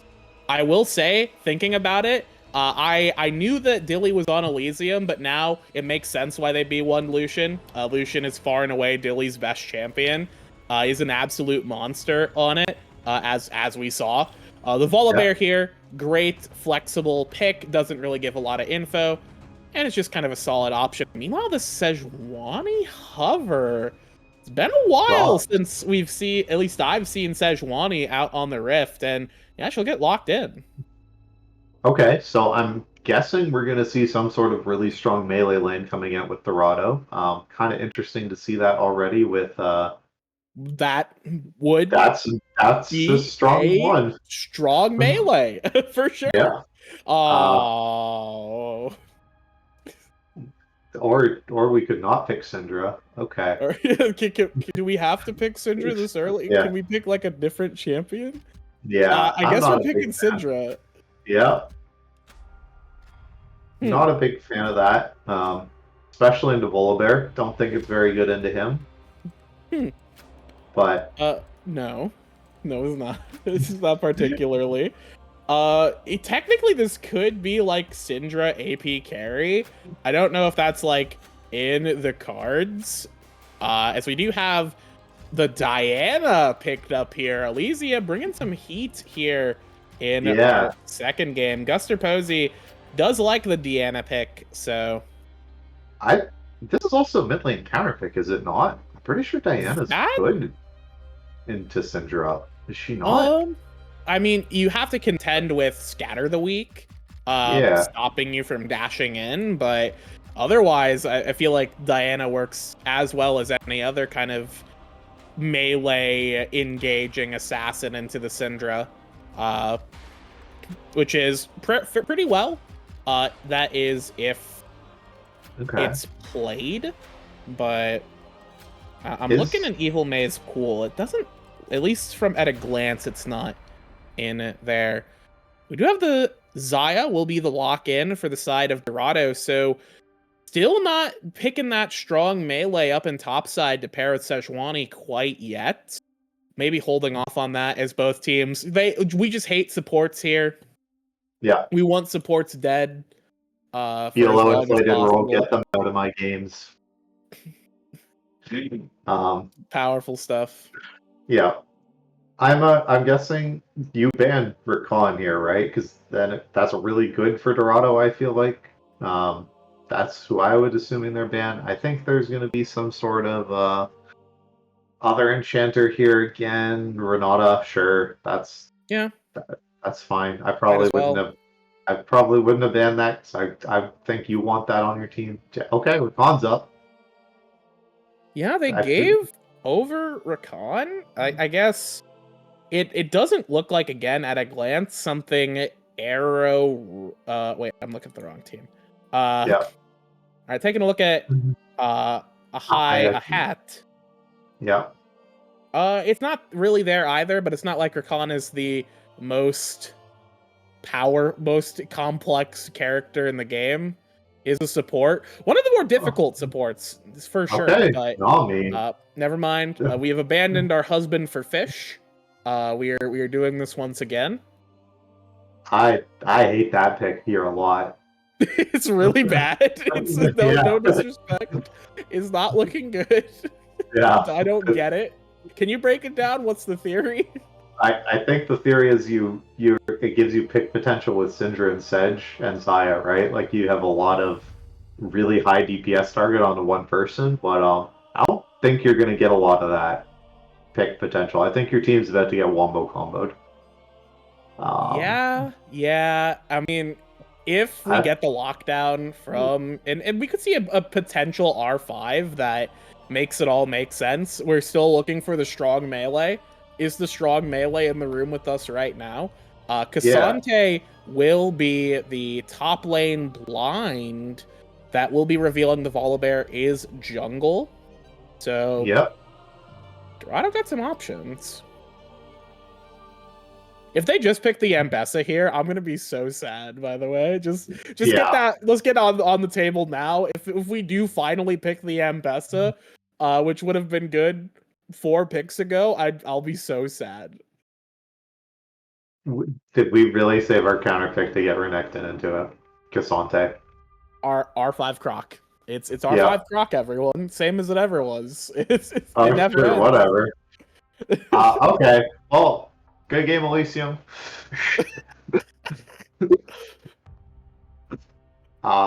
So. Yeah, okay. Honestly, so Dorado has a lot of really, really high pick potential, right? If somebody from Elysium walks into a bush and Dorado is there, that person is going to die.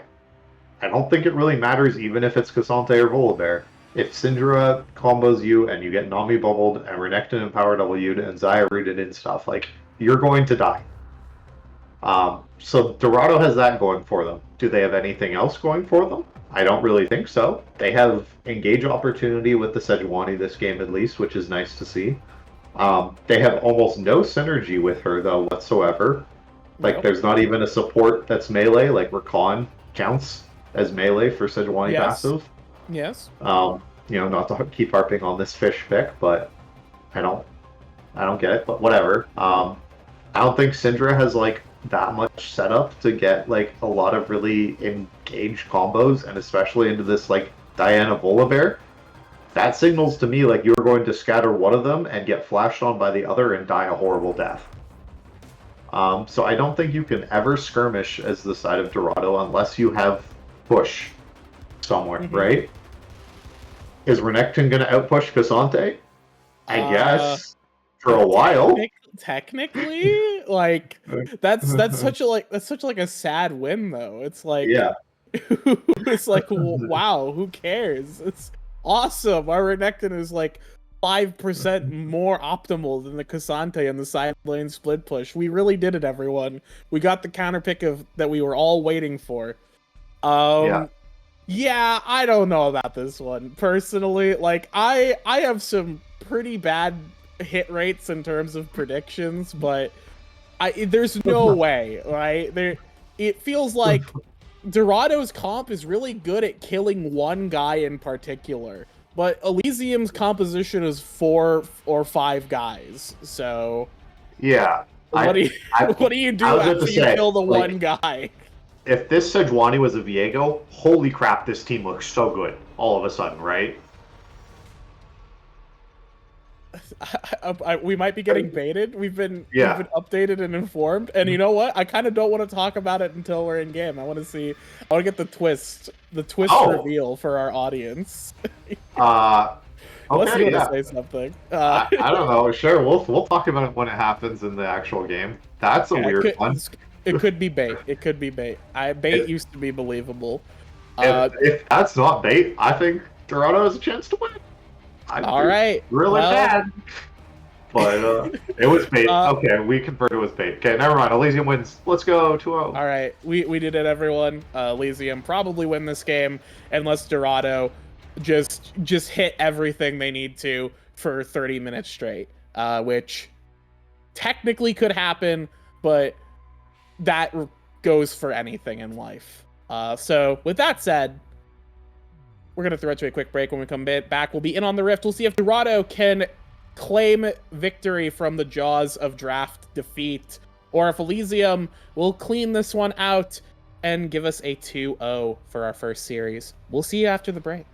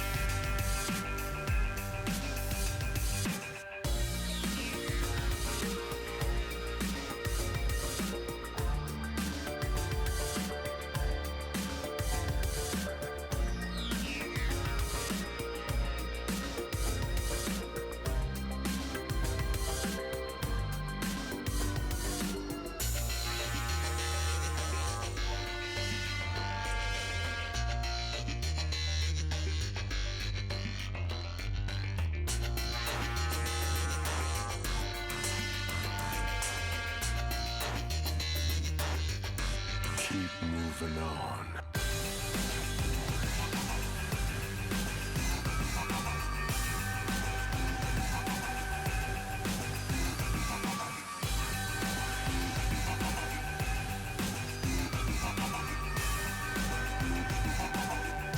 Keep moving on.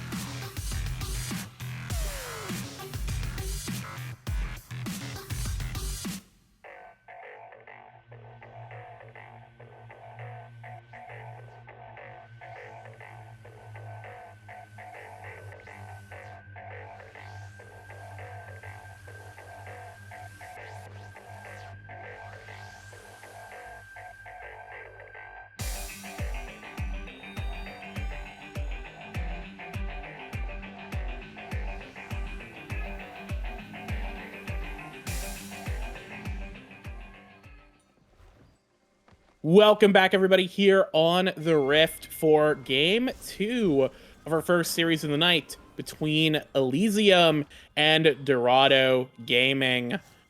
Elysium up 1-0 right now and coming in with a what we've kind of cracked this. Oh, flash for flash. All right. The patented level 1 that the LCS brought out there for a while, the meta was, yeah, just run at the enemy mid laner with Fresh and flash hook them to see if they have reaction times. And Walk Warlock, he did pass the skill check. Yep. A test of your reflexes. We succeeded. So that's good in the sense of we didn't die horror. What is Arrow doing?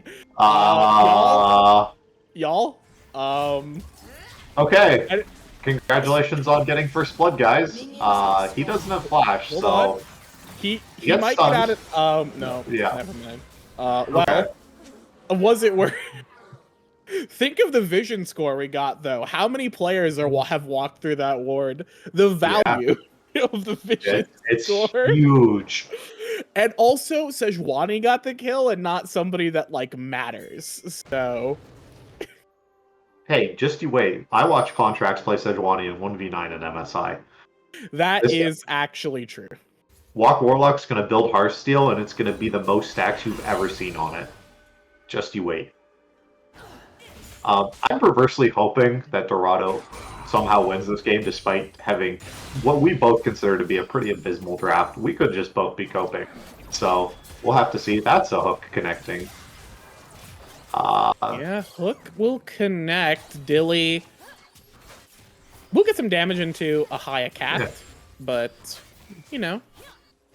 I feel like losing your entire HP bar is still a bigger loss at the end of the day. This lane, theoretically, like, Zaya is pretty strong early on. Another hook's going to go through. We're going to see the prison go right next to Arrow right there. Dilly's going to try and fire back, but the pull through of the feathers will be pretty strong. Flash is traded. Dilly getting low. Dilly? The little water firing out. An Aqua Prison of their own devise.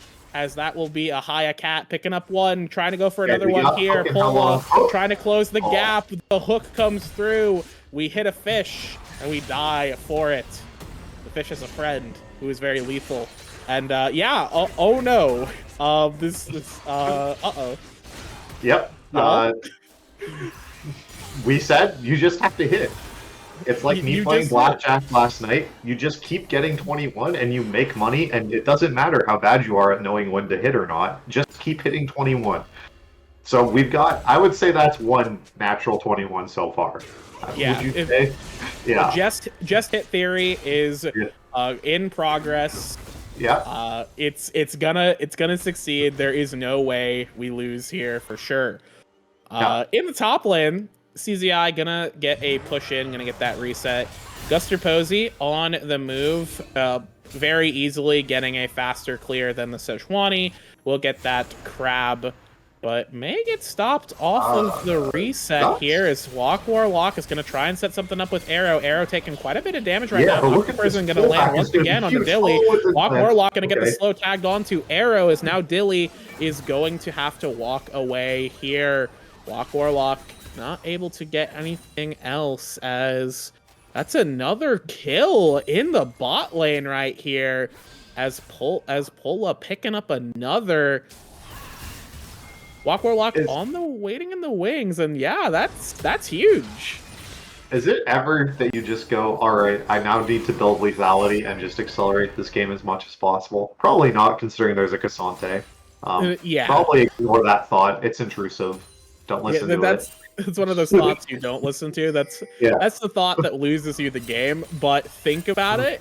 If we're just trying to hit, you know, if our goal is to just hit, that is a way you can kind of just hyper accelerate a game in your favor.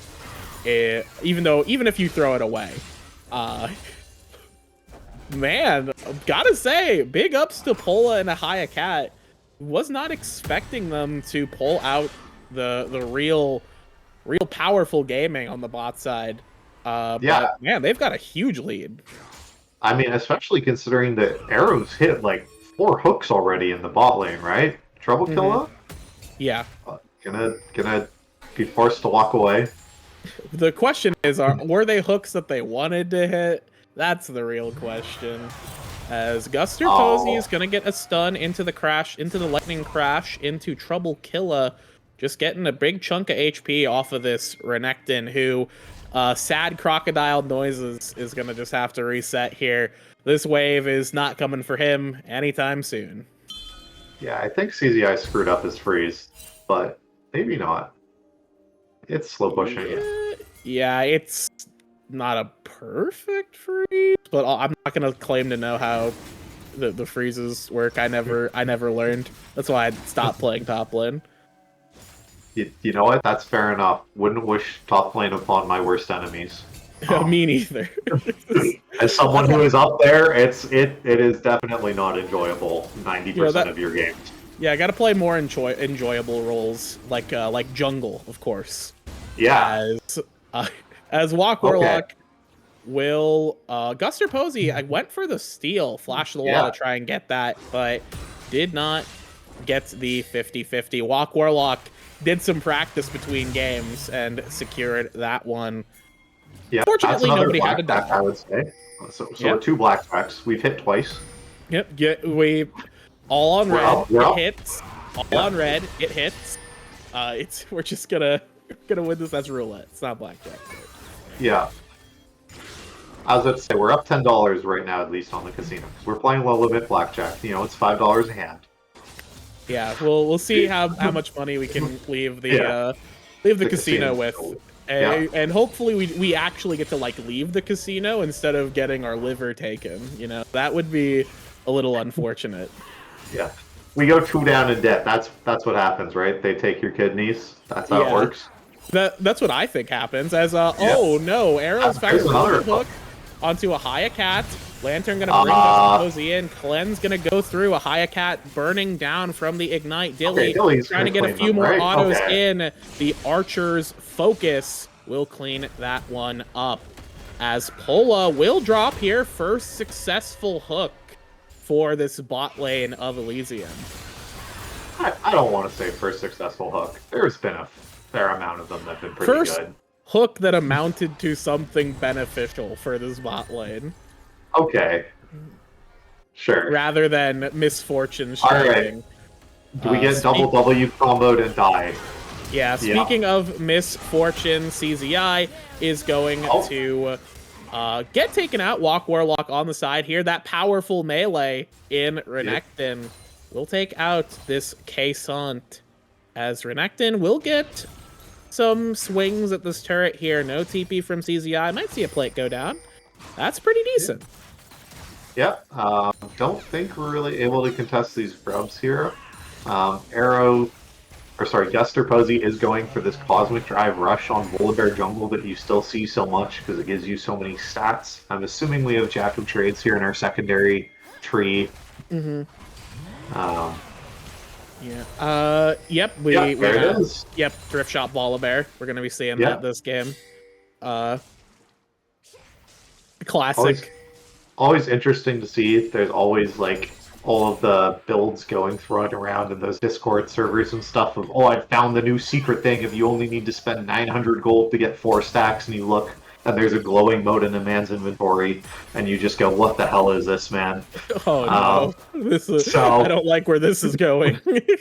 So it will be interesting to see if we're going to commit fully to that, or if they're just going to ignore that and say, hey, I've gotten 3 or 4 of these. Or if we're going to commit and buy the crit item that reduces your cooldowns, the Flicker Bite on the Volibear, that makes you so ridiculously squishy. Yeah, that's one of the big risks, is going the Flicker Blade on the Volibear. But it does have a huge upside once you finish it and then finally get a tank item. But that huge upside requires so much gold that is, like, realistically not gonna happen. Cannon. Come on, guys. That's a disaster. This is where you start, like, considering, like, giving up, is when you miss the cannons like that. Maybe that's just me, though. Arrow gonna get another look.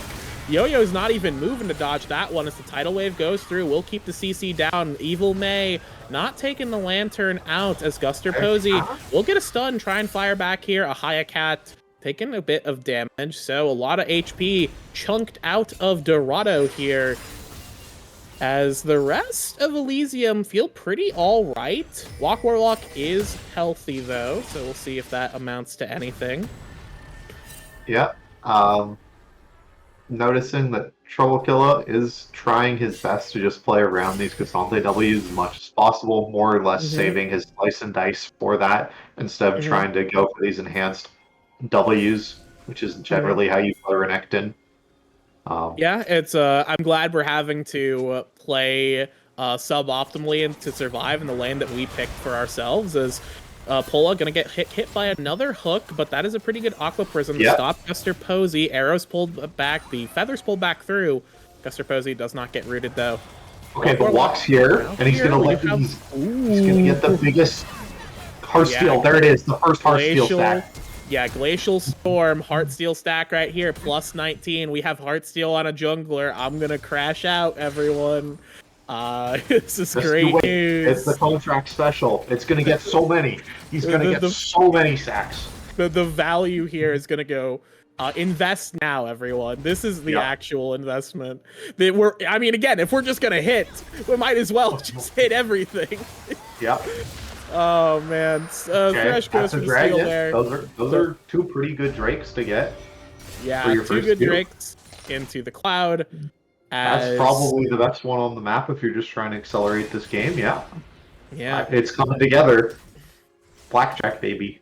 Yeah, they've hit so far. I mean, you can't argue the results. You can argue the method, as we did aggressively, but so far it's panning out for them. But there is still plenty of League left to be played, especially because they did get the 2 Drakes, but the full Grubbins did go to Guster Posey and the side of Elysium, so they do have that for whatever that's worth as the game continues. I don't know. I don't really think these grubs are going to get a lot of value this game, if I'm being honest, for Elysium. No. I don't think Cassante is going to be hitting this tower very much. I don't think Diana is going to be hitting towers very much. You know, May's just kind of getting poked down here. Sindra going for this Blackfire Torch build, probably going to build Leandri's next or something. That's a big damage spike. Ooh, Dilly full lockdown right there. Did have to cleanse, did take the lantern out. Hook goes wide. Pola not getting enough damage to close that one out. Pola burnt cleanse as well there, probably to dodge the Enchanted Crystal Arrow stun. Great lantern from Arrow, but that is Ashe out of commission here, and it opens up Pola and a Hayakat the opportunity to potentially get another plate for themselves. Yeah, I just wish Hayakat had either committed that. Okay, that should have been a kill another time, but that's fine. Yeah, maybe, probably should have been a kill, but it's all right. Yeah. We don't get a kill, we don't get a plate. I will say, good from Arrow to at least stop them from getting the biggest payout they could have gotten there. Here it is, Heartsteel stack. Yeah, Heartsteel stack number 2. Never mind, we killed Arrow too quickly. We are only still at 17, ladies and gentlemen. It is very sad. We'll get him next time though. That's what we're setting up for here. Yeah. Ash is sticking around for reasons unknown. Okay, Ash is on the run. Dilly not gonna stay here for any much longer. Tower. Probably. There's another wave coming in. Yeah, the other wave's gonna come in, and that'll be first tower for sure here. A huge win for the side of Dorado, who are looking great for themselves in this early game. Yeah, that's Beats, baby. That's another hit on the table. We're up 15 whole dollars, guys. Yeah, just hit theory, everyone. Yeah. We're plus 15. We're gonna be able to avoid. We're gonna be able to afford like a Baconator large combo from Wendy's at this rate. Just you wait. We just need one more hit. We're in. How much is it for BOL merch? How much do we have to go up to get this jersey? Hayakat. I thought they DC'd or something. Ooh, a Hayakat is going to get full lockdown and killed there. Pickup for Evil May and a shutdown as well. Yeah, and that's a Storm Surge Diana. That's a lot of damage. That's be coming through. Yeah, Storm Surge, Electrocute, Diana is going to kill you to death if you are a squishy. And there are several of those on the side of Dorado. Very good, I think, getting that build in here, getting that first item. It'll open up this Diana the ability to kind of just roam around and aggressively look for a squishy who is not prepared to face Divine Judgment, as this Herald will get picked up for the side of Elysium. That's a wonder shot right there, flying through the mid lane. Enchanted Crystal Arrow goes down, just trying to get something cheeky there with the Thresh Hook potentially. No payout though, other than the neutral objective. Speaking of, 40 seconds on Drake. Yeah, nice to see these top laners just smacking into each other. Renekton, even with this Black Cleaver, is just getting absolutely bullied by Cassante currently. Again, we picked this for ourselves. Yep. This is a lane matchup that we wanted. Oh, missed a W there. We didn't hit Empowered Renekton W though, so we didn't do damage. This is great news. Yeah, Walk Warlock's about to get a Heartsteel stack. Walk Warlock. Man, they just hate him. They don't want him to get a Heartsteel stack. There it is. Unless we're going to get a Heartsteel stack right here. Nope. We're now at 35. The big power is continuing to grow. But that is a lot of powerful cooldowns for the side. Oh, we did Elysium. get one. Oh, that's big. Nice. Yeah, that's a lot of powerful cooldowns for Dorado blown there for plus 17 on our Heartsteel. And flash off of Ash, I guess more importantly. As they will open up... the important part. Yeah, true. That's what I'm saying. If I'm Sejuani here, I'm looking to stack Heartsteel. As we're still going to try and set something up here. Arrow does have the hook. Guster Posey waiting in the wings, jumping over with the Thunder, bringing the Thunder. Okay. We're going to try standing on the lantern. That's another Heartsteel little... lantern. We are so large, and we're getting larger with the Heartsteel stacking. That is a pretty big win again for the side of Dorado, who can't stop winning. Okay, that's a flash. There we go. We're at 3 dragons. We're hitting, baby. This is another $5. We're at 20 bucks. We have unlocked ourselves a combo at any fast food restaurant we desire, basically, other than like the premium ones. Maybe we can afford to go to Five Guys by the end of this game. Oh, that'd be killer. I'd be down for that for sure. I'm thinking about food because it's getting close to dinner time. You know, this is what league casting is all about, really. If you ever watch the LCK, it's about food. I was going to say, I don't know if this was Yoya's who I saw last week doing this build, but if this person is about to build a friggin' Cosmic Drive after building Blackfire Torch, I'm going to crash out. What the hell is this? I saw this happen last week, and I went, what are you doing? I cannot think of 2 items with like worse synergy together, and I think they're doing it again. The math there might be some math. I don't know. Yeah. I don't know Cinder theory. I'm an English teacher. I don't teach math. I don't know where this is going. But I have read the words on these items and I don't like them together. Yeah. So I gotta say. I like enhanced burn means I should have another burn item. Where is my Faded Ashes? Oh god, are you dead now? Yo-Yo's You is missed- going to yep. perish. Good night, everyone. That's May getting another kill. They already have one needlessly large rod there. I'm guessing we're going to see another one in a death cap. I think I'd like to see that for sure. Just get as much power as possible. Double kill. Heartsteel. Looking a little bit of danger right here. Walk Warlock gonna get another Heartsteel proc. Big Heartsteel gaming right now as CZI gonna try and cut through two on his own. We're gonna see another big Heartsteel Walk Warlock's proc. so big. We're hitting so much right here. The Heartsteel power is insane. CZI Let's go. getting feathers 94. pulled through their self. 94 on the Heartsteel, and Walk Warlock might get an opportunity to get another. The play does not stop Walk Warlock from going further.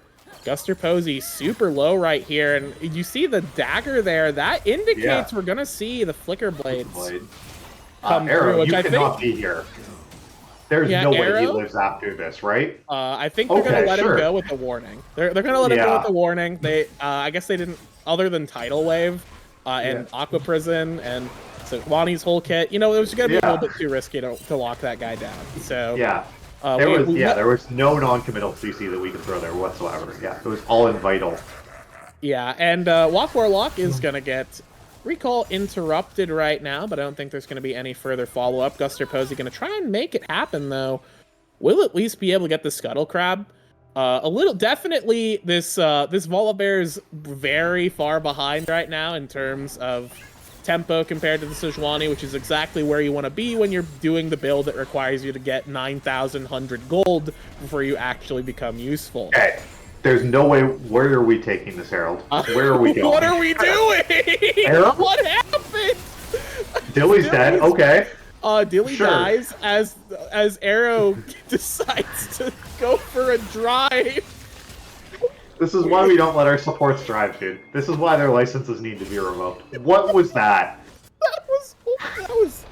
I'm so. Okay, Trollkiller is gonna find somebody that he can beat up on. Here we go. We're obviously not going to get bursted here, right? We're not going to die to this combo? Okay. Okay, good. Yep. And now we're starting Otacon. We lose that on the bot side with so many people dead as doornails. We are going to see okay, nice. Otacon started up. CZI is around, but there's no one else. This is the right time. Enchanted Crystal Arrow will land on the one, but we can just walk TP'd away. For some reason. Nice. That was Trouble Killer teeping in to make sure there was no follow-up. That was not, you know, it was... Everyone's gonna go spend their gold. Oh my god, we got a Cosmic Drive, please. We have Cosmic Drive, Blackfire Torch, with the and Swift March. We're so Swift March. fast. We upgraded these boots. That was very, very important. We needed this AP. Think about how fast we are, though. You don't get it. Can we get a hover over the Swift March, producer, if you can? Yeah, how much? Let's read Swift March together, everyone. Gain 22 adaptive force. But think about it, when we proc the Cosmic Drive, does Cosmic Drive have a proc? Is that what that item does? I think I'm pretty sure, yeah. You get 20 movement speed. That's so gonna be like more 2 AP. Speed. It'll be like 24 AP or 23. It'll be so good. You don't get it. As the Dragon's gonna get started up right now. This is our soul. Okay. Yeah. Do we kill everybody? Get this. Nope. Diana through. That's everyone. A huge moonfall right there as Pola will go crazy right now. Oh my god, Heartsteel gaming. The entirety of Elysium vanish before our very eyes as this I should just bet the opposite of you next game, no matter what. No, we can't. This can't be happening, man. For those who don't know, and I've been amateur league casting mostly in draft, but also for other leagues for a while. I have not kept like full track of my prediction rate, but it's like around 30%. I have an atrociously low prediction rate. And some of it is because, like, I pick teams that I just, like the champions they have. And sometimes it's like this. Most of the time it's like this. I'm actually just in disbelief what is happening right now. Like, So, It's 16-4. The enemy team is Soul at 23 minutes. And your Volibear has not completed his second item on the build that requires you to make $1 bajillion. Like, what is happening, bro? You're losing to Blackfire, Torch, Cosmic Drive, Swift March, Syndra. the power. She's The so power. fast. The Sejuani is 189 Heartsteel stacks. Oh my god, we missed that. She's schmoving in though. Yeah, there's more AP now too we have Cloud Soul. Yeah. Oh, that's so true. We have Cloud Soul. You didn't consider that as well. Yeah, we get. Yeah. It's so good, man. Can we get another check? How much?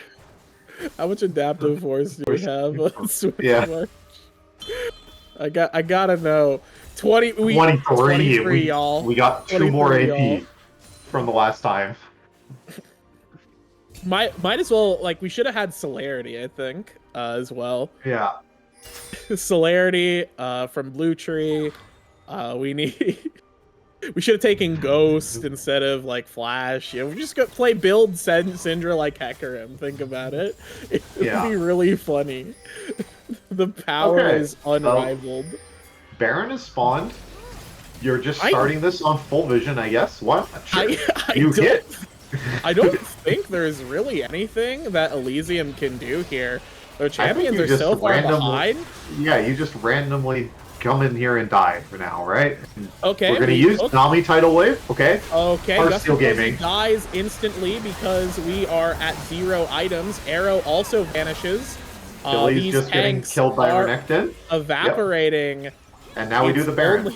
It's only CZI left, as in the blink of an eye, the entirety of Elysium have once again become but a fleeting dream and have disappeared off the map. Okay.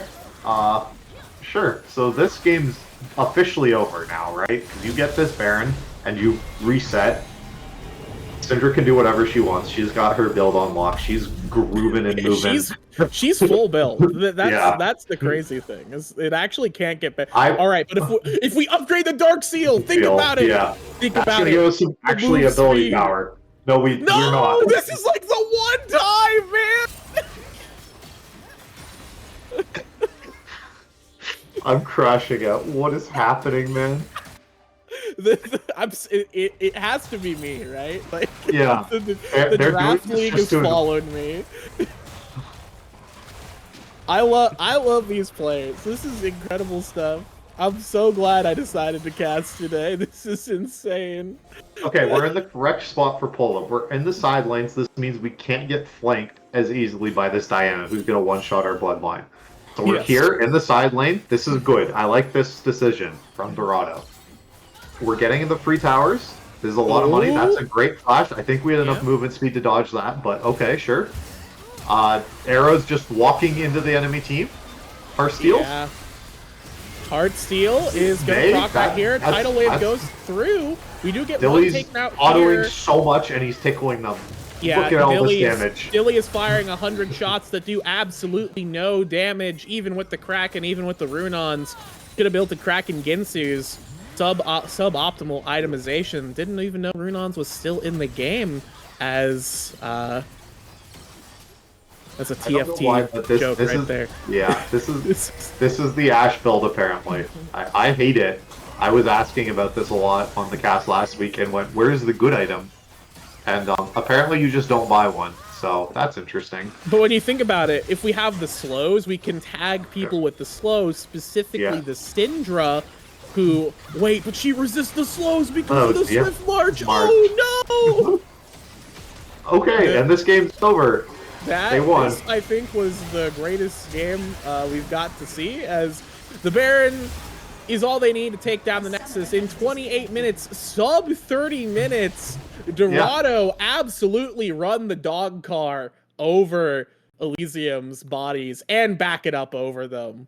What a game. This was a good game for different reasons than the first one. Yeah. So, who do you get the MVP to? Because, like, I'm legit going Lock Warlock, got 4 dragons, He got Heartfield. He did his Heartsteel thing. He had all the kills, right? Like he played really well.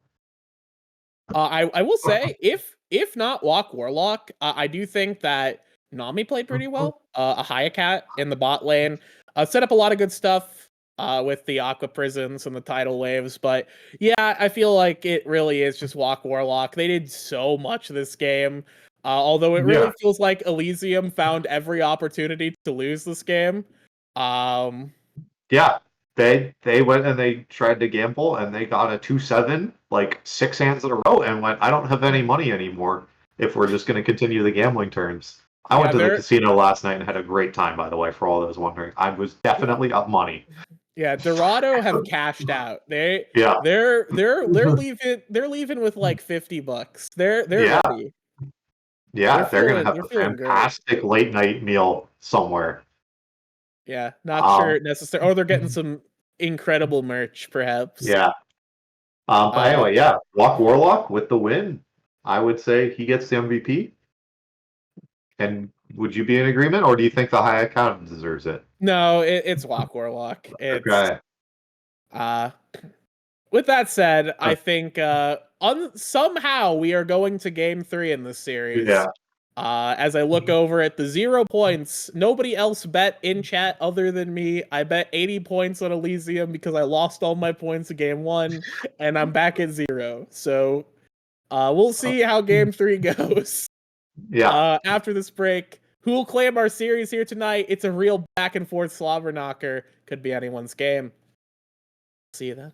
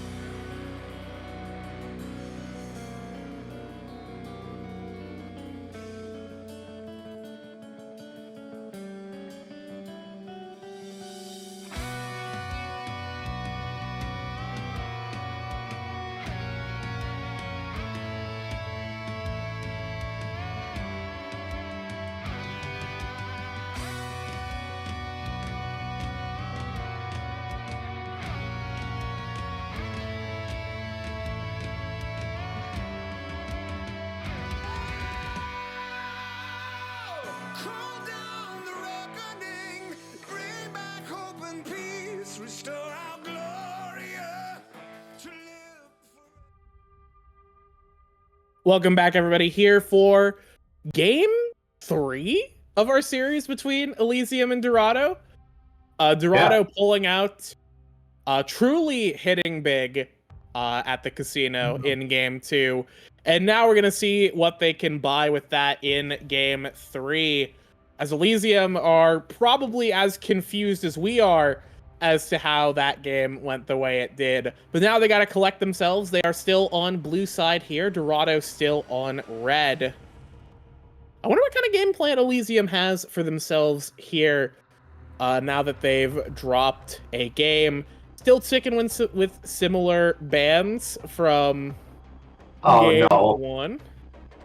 We've picked Ziggs as our first champion. I do like Ziggs. He's a funny guy. But you know, unfortunately, like we already picked the Sivir off, so we can't actually get full crew. So I think it's a bit of a suboptimal choice. Yeah, that's true. I'm sorry. Dorado is going to take the Kaisa as their answer into this Ziggs. And they're going to take a Moo.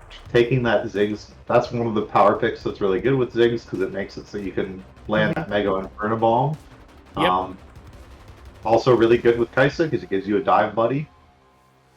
Gives her some of those options forward. I think Kaisa's are super strong ADC. She pops off a lot in my solo queue games, so kind of glad to see her. I'm a Ziggs hater. I hate seeing this friggin' champion because you just poke and you do damage and just hope someone on your team wins. Silas. Okay, Silas Jungle happened on this pack. I think Silas Jungle is completely disgusting, just in concept and broken. I don't know if you guys know of the hidden tech of you do the Navori Quick Blade and you do extra crit damage with Silasy. It does 130% crits because of your passive. It's the absolute funniest friggin' thing in the world to see. Like, you legit, like, two-shot people when you crit them. Did they hotfix that? Did they not hotfix that? Did they actually hotfix it? I know he was disabled. That sounds like something that they should have hotfixed, but it doesn't look like they put one out. So I know he was I know he was, like, disabled for a little bit, and I have no idea why. But I've seen people doing it, but that means you are also buying Flicker Blades on Silas, which is probably, like, the worst stats possible on that champion. But consider you can just do the Volibear build on Silas. you can use Cosmic Drive. It's not the worst. Yeah. I feel like you don't want to do that, though. That sounds like something you never want to do. You actually want to build, like, real items.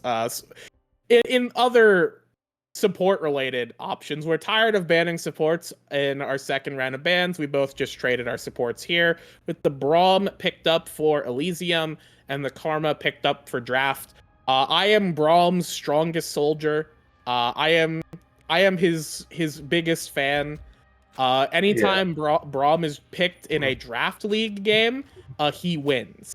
Braum is the greatest Draft League champion, but this is coordinated play, so maybe doesn't have that same advantage. I was about to say, I just kind of feel like Braum just is good basically into every single champion. I feel like he's like pretty much he's not good into like exclusively enchanter like healers like Soraka, but like other than that, I'm pretty happy to have Braum on my team into like every other support.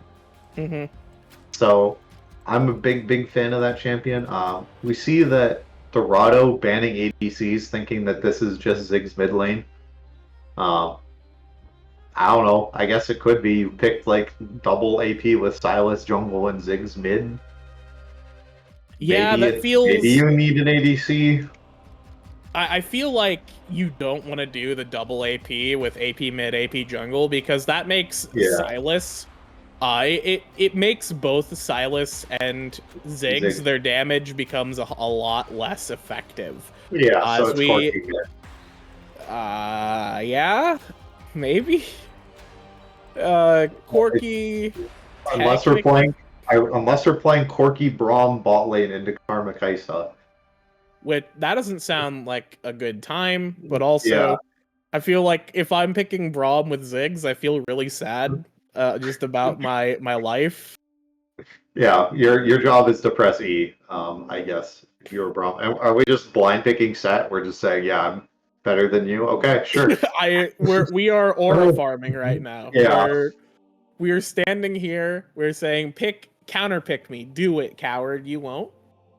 Yeah. I mean Renekton is off the table.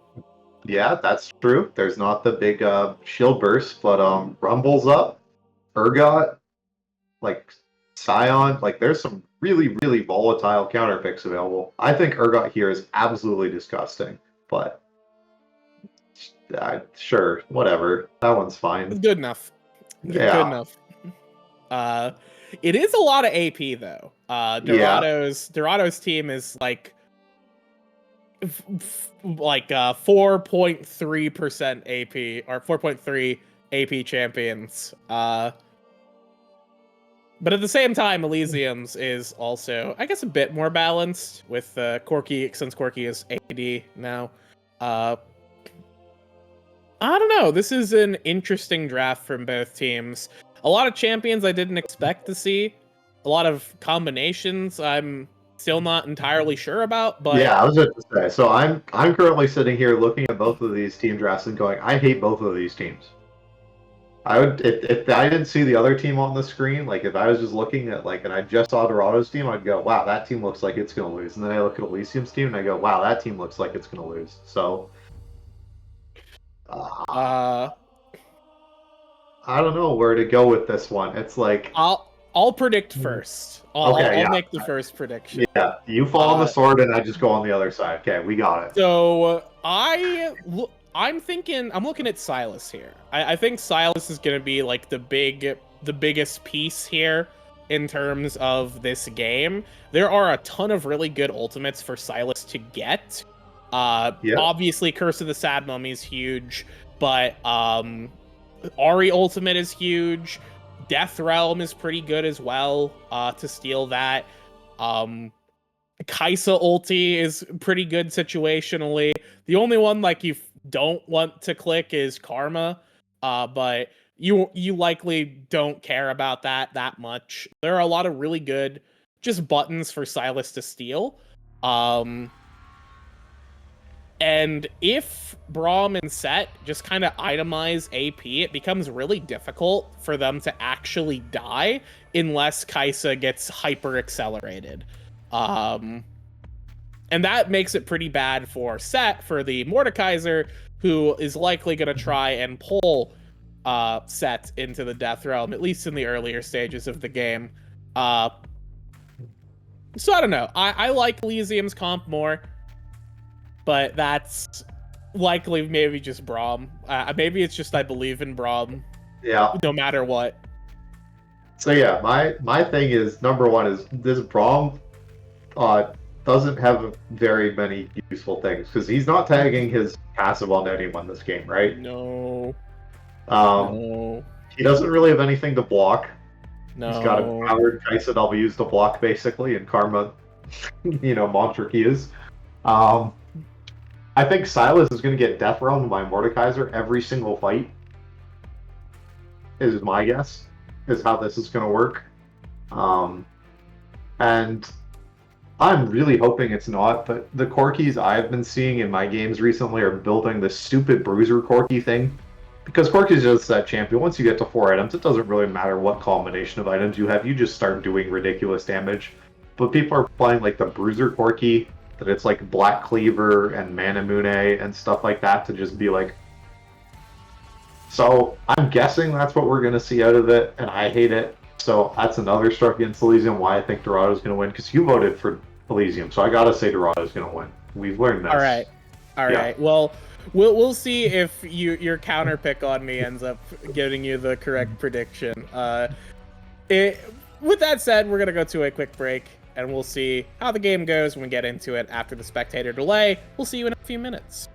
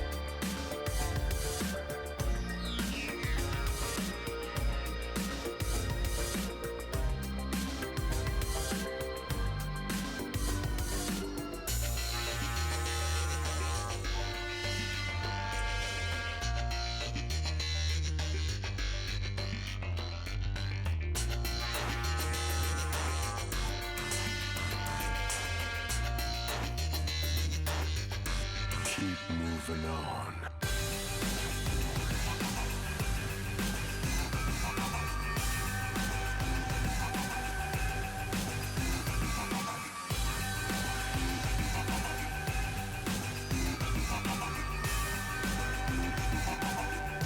Keep moving on.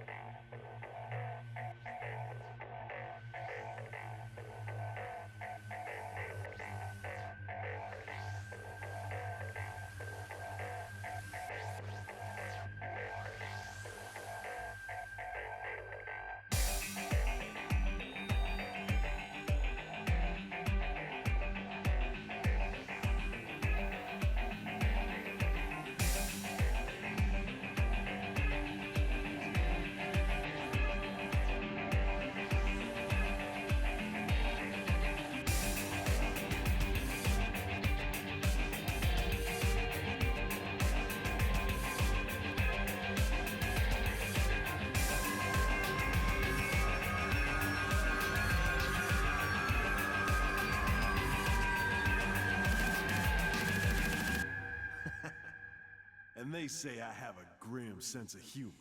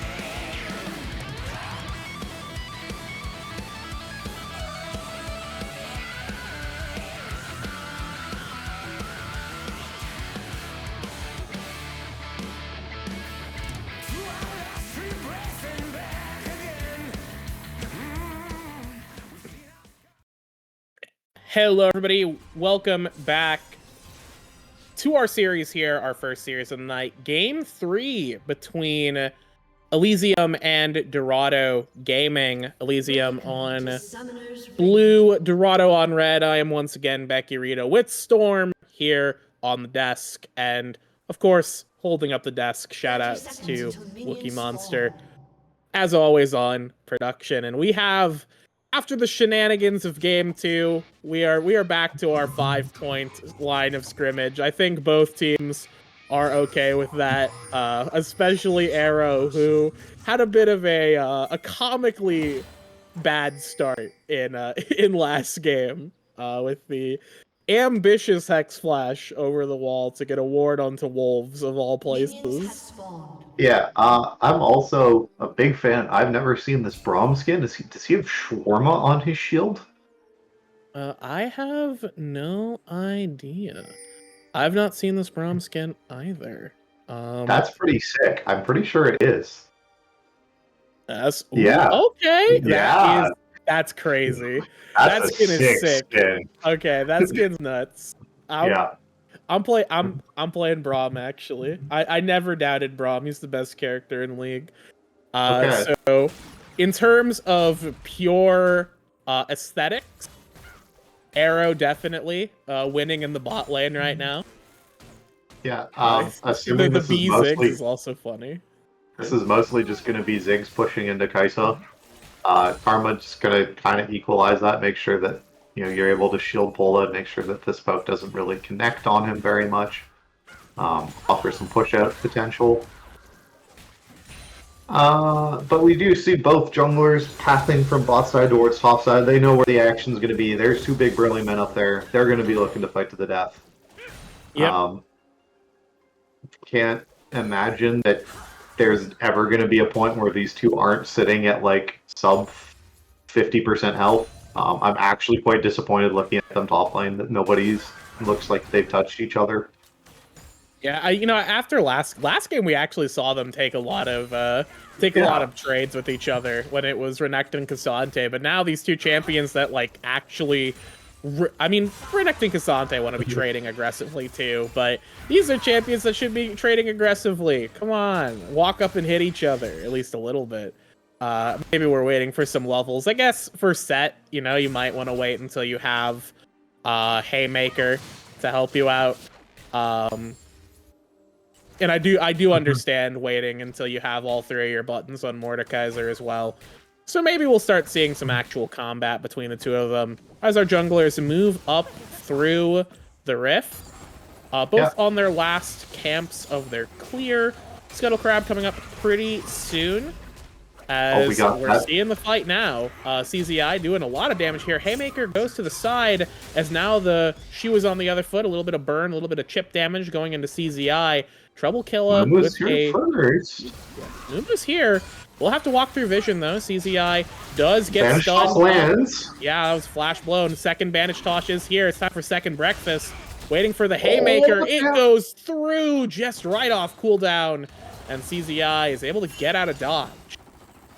Hey, and Silas got the first scuttle, baby. Yep. Silas... That's pretty big win. Well, I guess maybe not a big win. Small win for Elysium there. As double CZI scuttle time. Yeah, double scuttler. Okay, Higher Cat's kind of randomly walking at them with Pola. They're eating a lot of poke. Dilly is almost out of mana here as well, which is pretty big. Not great. Yeah, it's not great for Dilly, but Guster Posey has easily taken out that Scuttle Crab, and that's going to be a double scuttle going for Guster Posey, who also still has his flash. So this Silas will be looking pretty dangerous in this after this recall here. Yeah, I just don't know why we're sitting around here. It's like, just come out of the bush. Nothing's going to happen. Okay, nothing happen. Yep. Nothing ever happens. Sorry, everyone. That was flash burned. Flash and heal, both burned by a Haya Cat. So that's two defensive summons taken out. In trade for the Ignite from Arrow? Heal. The heal. Okay, that's heal on Arrow. Yeah. Ah! Ooh, Arrow. Okay, with here. Okay, Haya Cat dies because he gets hit by a Braum. Haya Cat getting tagged will get locked up and stunned, but now Arrow gonna potentially get taken down here as the flash in from Guster Posey will help clean up Dilly. And now Braum getting a tagged stun onto Walk Warlock, but Walk Warlock is angry. He's crying. He's the saddest man on record. He's crying so hard with his $1,000 million he got from that triple kill. That is disastrous for the side of Elysium. Okay, so Amumu's slightly accelerated and has his Faded Ashes done and is almost at Leandri's in like 6 minutes into the game. That's probably not great for you.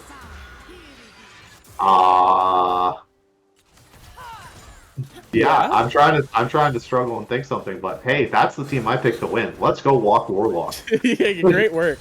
Look, yeah, great work, buddy. I always like to see Amumu win. He's one of my favorite guys. Literally the first champion I ever played was Amumu. As now Guster Posey looking to try and get the re-engage onto Pola right here, but Yo-Yo's is around, does have the dash, does have everything right here. That's gonna be another one for Walk Warlock. Stuns coming out. We're gonna see 5 here for the Amumus. Never mind. Pola will claim that one as Dorado are once again bringing the momentum from game 2 right at the start, out of the gate in game 3. Yeah, momentum appearing to be a really big thing here in this series. I mean, that's just a massive win overall. This is going to be the first dragon of the game going down, and then Amumu's going to be able to go clear his full jungle here. I mean, I think both of these junglers fighting to death like this, by the way, is absolutely psychotic. Also, why are these top laners not trying to kill each other? Yeah, the psychos are in the jungle this game. Yeah. What's happening? We're just like trading. We're like hitting minions. Yeah. Was there like an agreement pre-game? Yeah. Never mind. Here we Death go. Realm. Death Realm. No, CCI's full trouble killer. Yeah. So there you go. Right here. Obliterate connects. You have flash. You coward. I don't understand, man. This is embarrassing. That's how you can tell the top lane energy is here. Yeah. Just like, why aren't you killing them? Yeah. What are you doing? Yeah, you have a window there to kill that guy. He doesn't have flash. You have flash ult as Mordekaiser. That is a solo kill. You have not gone to solo kill. Shame to your family. Dishonor. Yeah. But we do, I guess, keep our lives on both sides, which, for whatever that's worth, not worth that much, relatively. It's also not worth nothing, as 300 gold, baby. That's how much a life's worth. Yeah, your life is worth 300 gold. That's why you don't lose it, because that goes to your opponent. This is true. Yeah. Grubs have spawned. Yeah. Yep, the Grubbins are here. Guster Posey already on that walk. Warlock does not care. He's rich. He doesn't care about anyone else right now. He's already loaded. He's gonna give over the Grubbins here, and honestly, I think the real thing that might be a bit concerning is that is Corky and the Ziggs, who now are gonna be Grubs empowered. That could lead to potentially, if their lanes start getting more in their favor, that could lead to them being able to get a lot of damage and a lot of plates here before they go down at the 14-minute mark. Yeah, I think it'll be pretty big. Do you see arrows just like sticking up here? It's time to leave, man. You need to go help out Dilly. You're not going to get anything up here. It is Mordekaiser you're trying to gank, who does make it a 1v1, so be interested to see. We do see Yo-Yo's coming down towards this bot lane here. They do have a roam timer to force onto Dilly, who does not have flash for another 30 seconds. Yeah, Walk Warlock has already completed Leandre's, just by the way. Okay, full wave deleted, but that's not going to be enough because Braum, on his magical journey up in the top lane, took way too long to get back, and Dilly gets punished for that roam. Yeah, and Silas is completing the recall. Okay, we canceled it at the very last second. We see combat breaking out.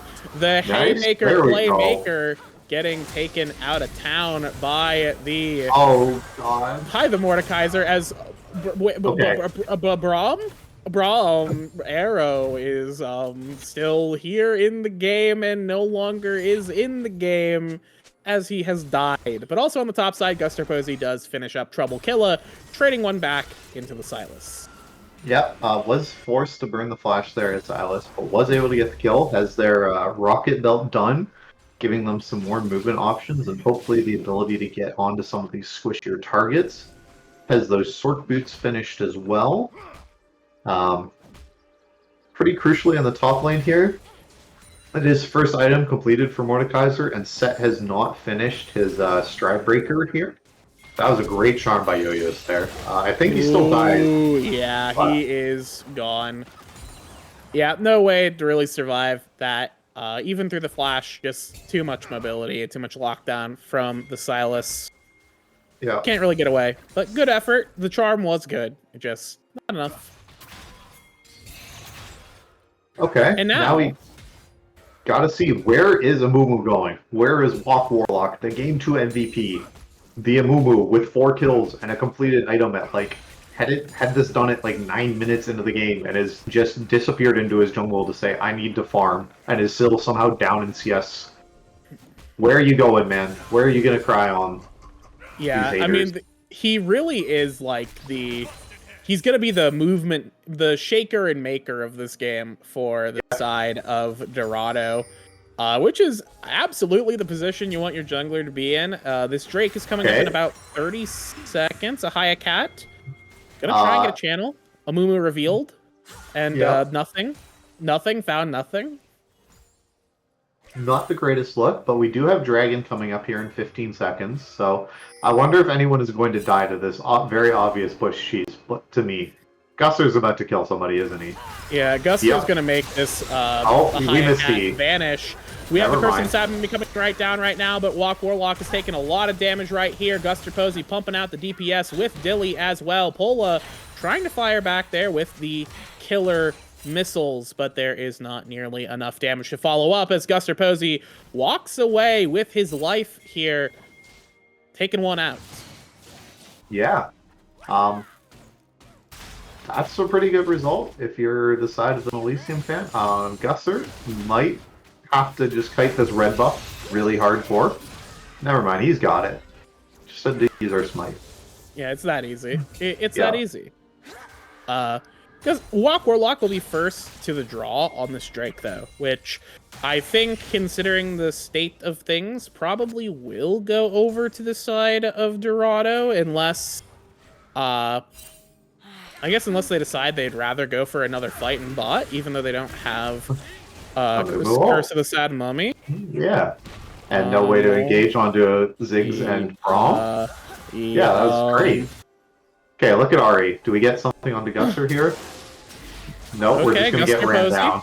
Is going to potentially get the run down here. Will steal the dashes, but will not dash into anything worthwhile, as May will just Valk over the wall to make Yo-Yo's a little sad. As the real sad man, the Amumu, crying on buffs and is not still waiting on Curse of the Sad Mummy. That cooldown is extremely long at its level 1. So we're not going to be seeing that for a while, as Evil May getting a ton of damage here, flashing forward with the rockets. That is the Ari totally blown to smithereens, which is thank great. God. It's normal Corki. We have built the Trinity Force. Thank God. Yeah, no, we're not doing anything weird. We are building like real items for real gamers. Yeah. As Corki is one of those champions who just always happens to have just the worst item builds. So one guy does like some like advanced arithmetic and discovers an interaction that only comes up once every 5,000 games, and then everybody does that build for some unknown reason. But now we're seeing real Corki, which is good. Yep, the champion who builds every single one of the most expensive items in the game and says, I need all of the money on the map. Thank you very much. Trinity Force, Muramana, into Infinity Edge, probably going to be something like along those lines for this Corki. Going to be interesting to see if Guster Posey is able to keep in this game. Has a lot of his team's kills, is fairly far ahead, but just needs to be able to make sure that he doesn't get caught by any of the CC. Is incredibly squishy so far on the Silas. He's just continuing to build raw damage. Pola kind of going for this on-hit build that seems to be the normal thing on Kaisa, with Kraken getting all these buffs. Pretty much every ADC builds it now. You do see a lot of movement coming up towards this top lane here. Gonna be a big fight, I'm pretty sure, over this. Easy Eye, gonna get charmed up. We'll dash forward. Gonna have to flash. Yo-Yo's blowing a flash off of there from the top laner. That's pretty decent, especially because CZI can't really afford to back. Herald has been started, but the rest of Elysium aren't around. We're going to see potentially a fight break out. Arrow trying to get in position for a Glacial Fissure. Pullback going to be in onto Arrow. That Braum is going to disappear, and that will be the secured Rift Herald here. Pola going to try and take out Evil May, but the rapid fire from the Corki is going to be more than enough. Those Gatling guns are extremely dangerous. Pola walking away, but that will still be the Herald in the pockets of Dorado. Yeah, but that is first tower going down for Elysium. You know, we saw Dilly with those 3 grubs, and, you know, being Ziggs was able to get that. We're building Blackfire Torch. I see a Haunting Eyes in inventory. It's already looking great.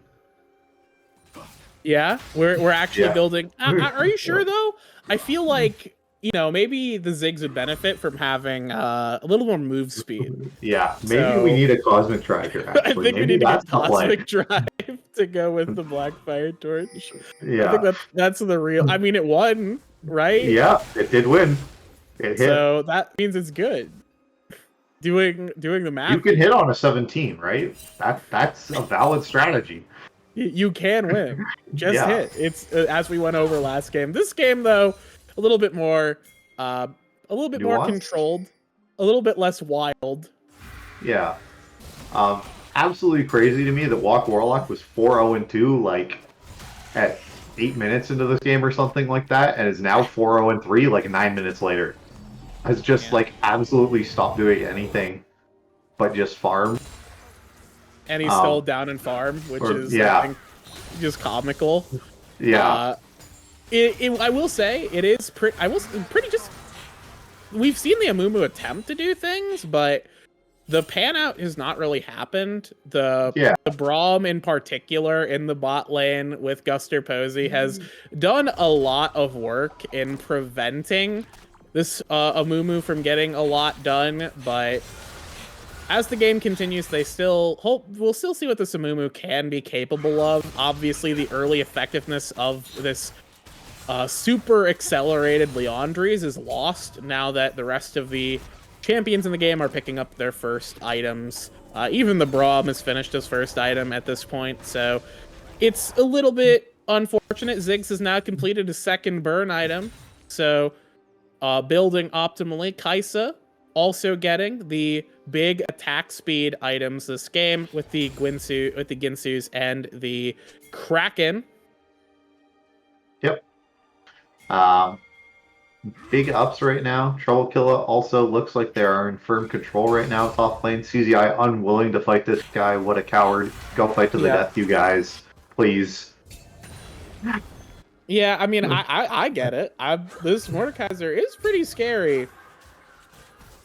And as Set, like, you know how Set always feels like a champion who doesn't do as much famine. Yeah, he doesn't do as much damage as it really feels like he should. Like, he's got these super huge animations That was a and he flash punches for arrow. really hard. Yeah, 2 flashes burned here. Wow. With Dragon just spawning, that should be Dorado's dragon to take. Good job, boys. Dorado getting away with murder right here. Those 2 Gus's flashes still coming in here. Yeah, there is. Are we gonna pull the dragon out of the pit? Okay, 2 TPs coming in. Trouble Killer is going to be on the wings. 2,000 gold on this Drake. It will get secure, but that's a huge Mega Inferno Bomb. Guster Posey going to be in on the back, going to be trying to fight that out in the Death Realm. CZI getting a huge Justice Punch into a higher cap. That is all that gets done. A pullback on to the Showstopper, but no, the show being stopped is Sets as Evil May will fall next. The chains go down. The CC is enough. And all that lockdown will lead to Dorado getting a huge win and the Drake. Yeah, I really would have loved to seen these guys rush towards this Otacon that just spawned, but we weren't able to quite see that happening, so that's fine. We're just going to get this mid tower instead and finish off our dragon. So that's 2 dragons now to 1. I still not quite sure. That is feats, yes, sorry. Finished now. With one of those grubs taken as well. Or no, with the Rift Herald, right, and the 2 dragons, that's our third objective to get our upgraded boots. We do see Kaisa has finished those and is now starting to build some AP. Probably Nasher's Tooth, I'm imagining here. Leandry's finished now for Mordekaiser. Finished for your Mumu. Everything's going pretty well. Yeah, I mean, Nasher's Tooth would make sense, considering it looks like Pola just wants to build all the attack speed on hit items. We'll probably see Wit's End as well, picked up. Yeah. It's real Kog'Maw hours. Maybe we see the Zonias instead. That's the other option that builds into, I believe. Nah, that's lame. That's lame. Yeah, that's fair. Okay, now we're gonna fight to the death. Oh, but it's unfair. Yeah, wow. It's not a fair fight. The disrespectful gameplay. Oh, kill it. You gotta kill this guy. Just kill him. You gotta kill that guy to make it a 1v1.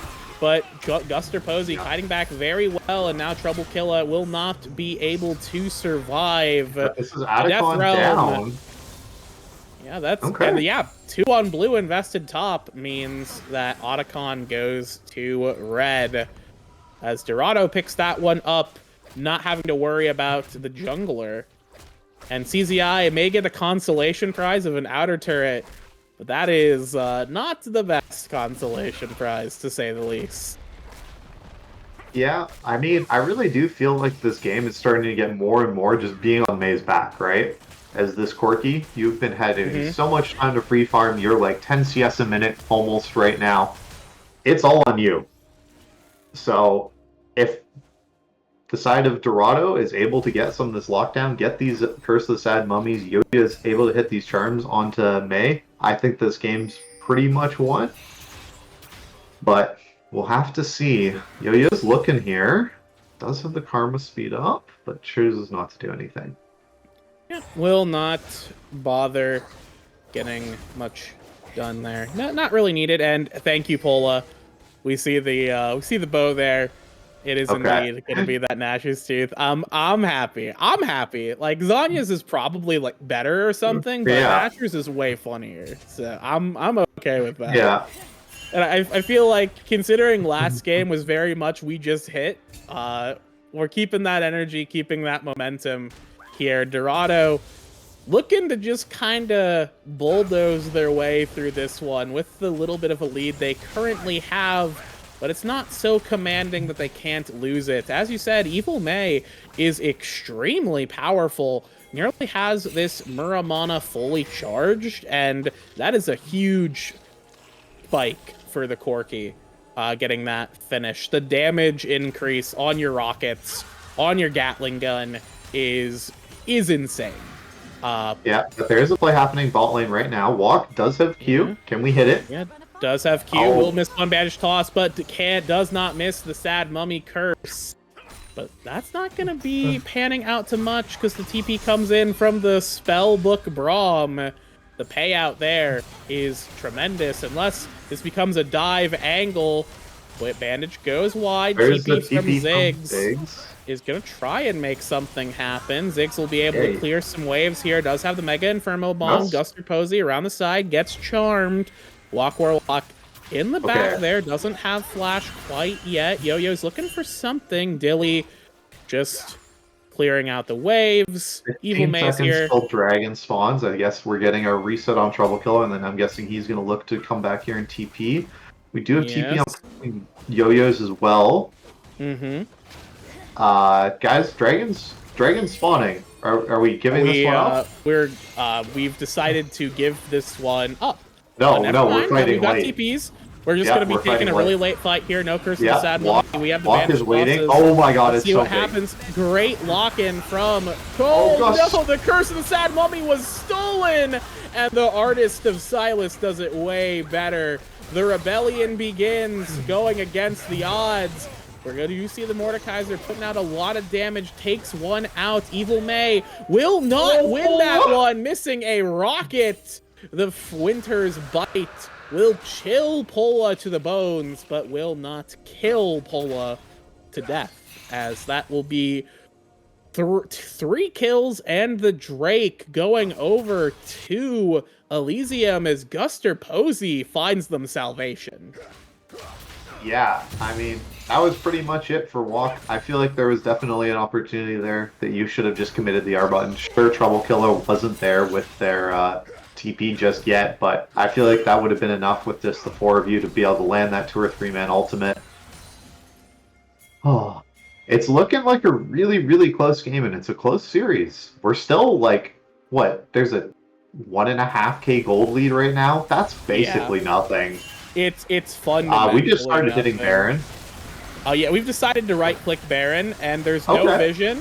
I think we just get this, especially because... Alright, good decision, Dorado. Good job, guys. Yeah, I mean, when you've got on-hit Kaisa and Amumu, you absolutely shred the objective. You have so much burn on this roster. Guster Posey is just dead. They just died to death, perhaps. Yeah. Pola on the back will get the CZI? dominating streak right here. CZI getting locked up with the Curse of the Sad Mummy arrow as well. Will get chained on that, may get punished for it as well, but will not, as Dorado immediately turn the game back to their side with a great Baron and another pick as Arrow gets charmed and chunked.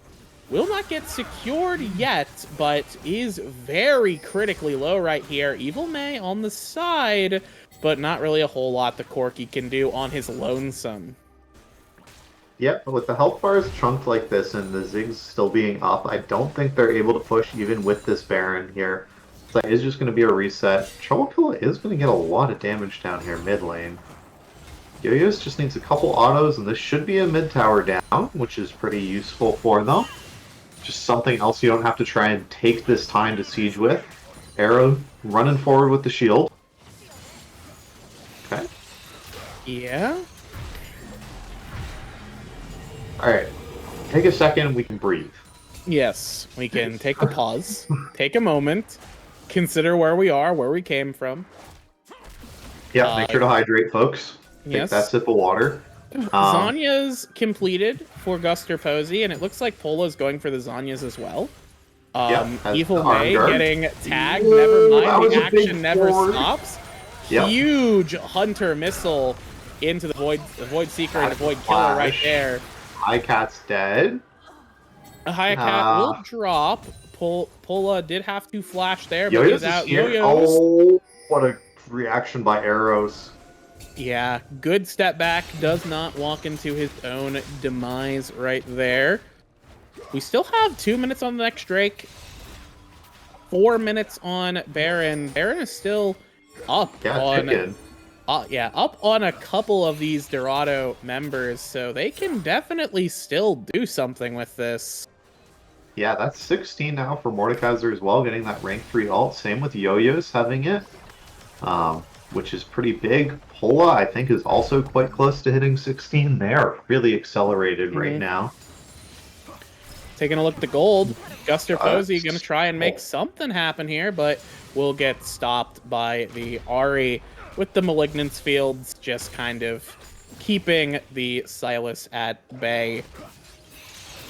Yeah. Back to the gold.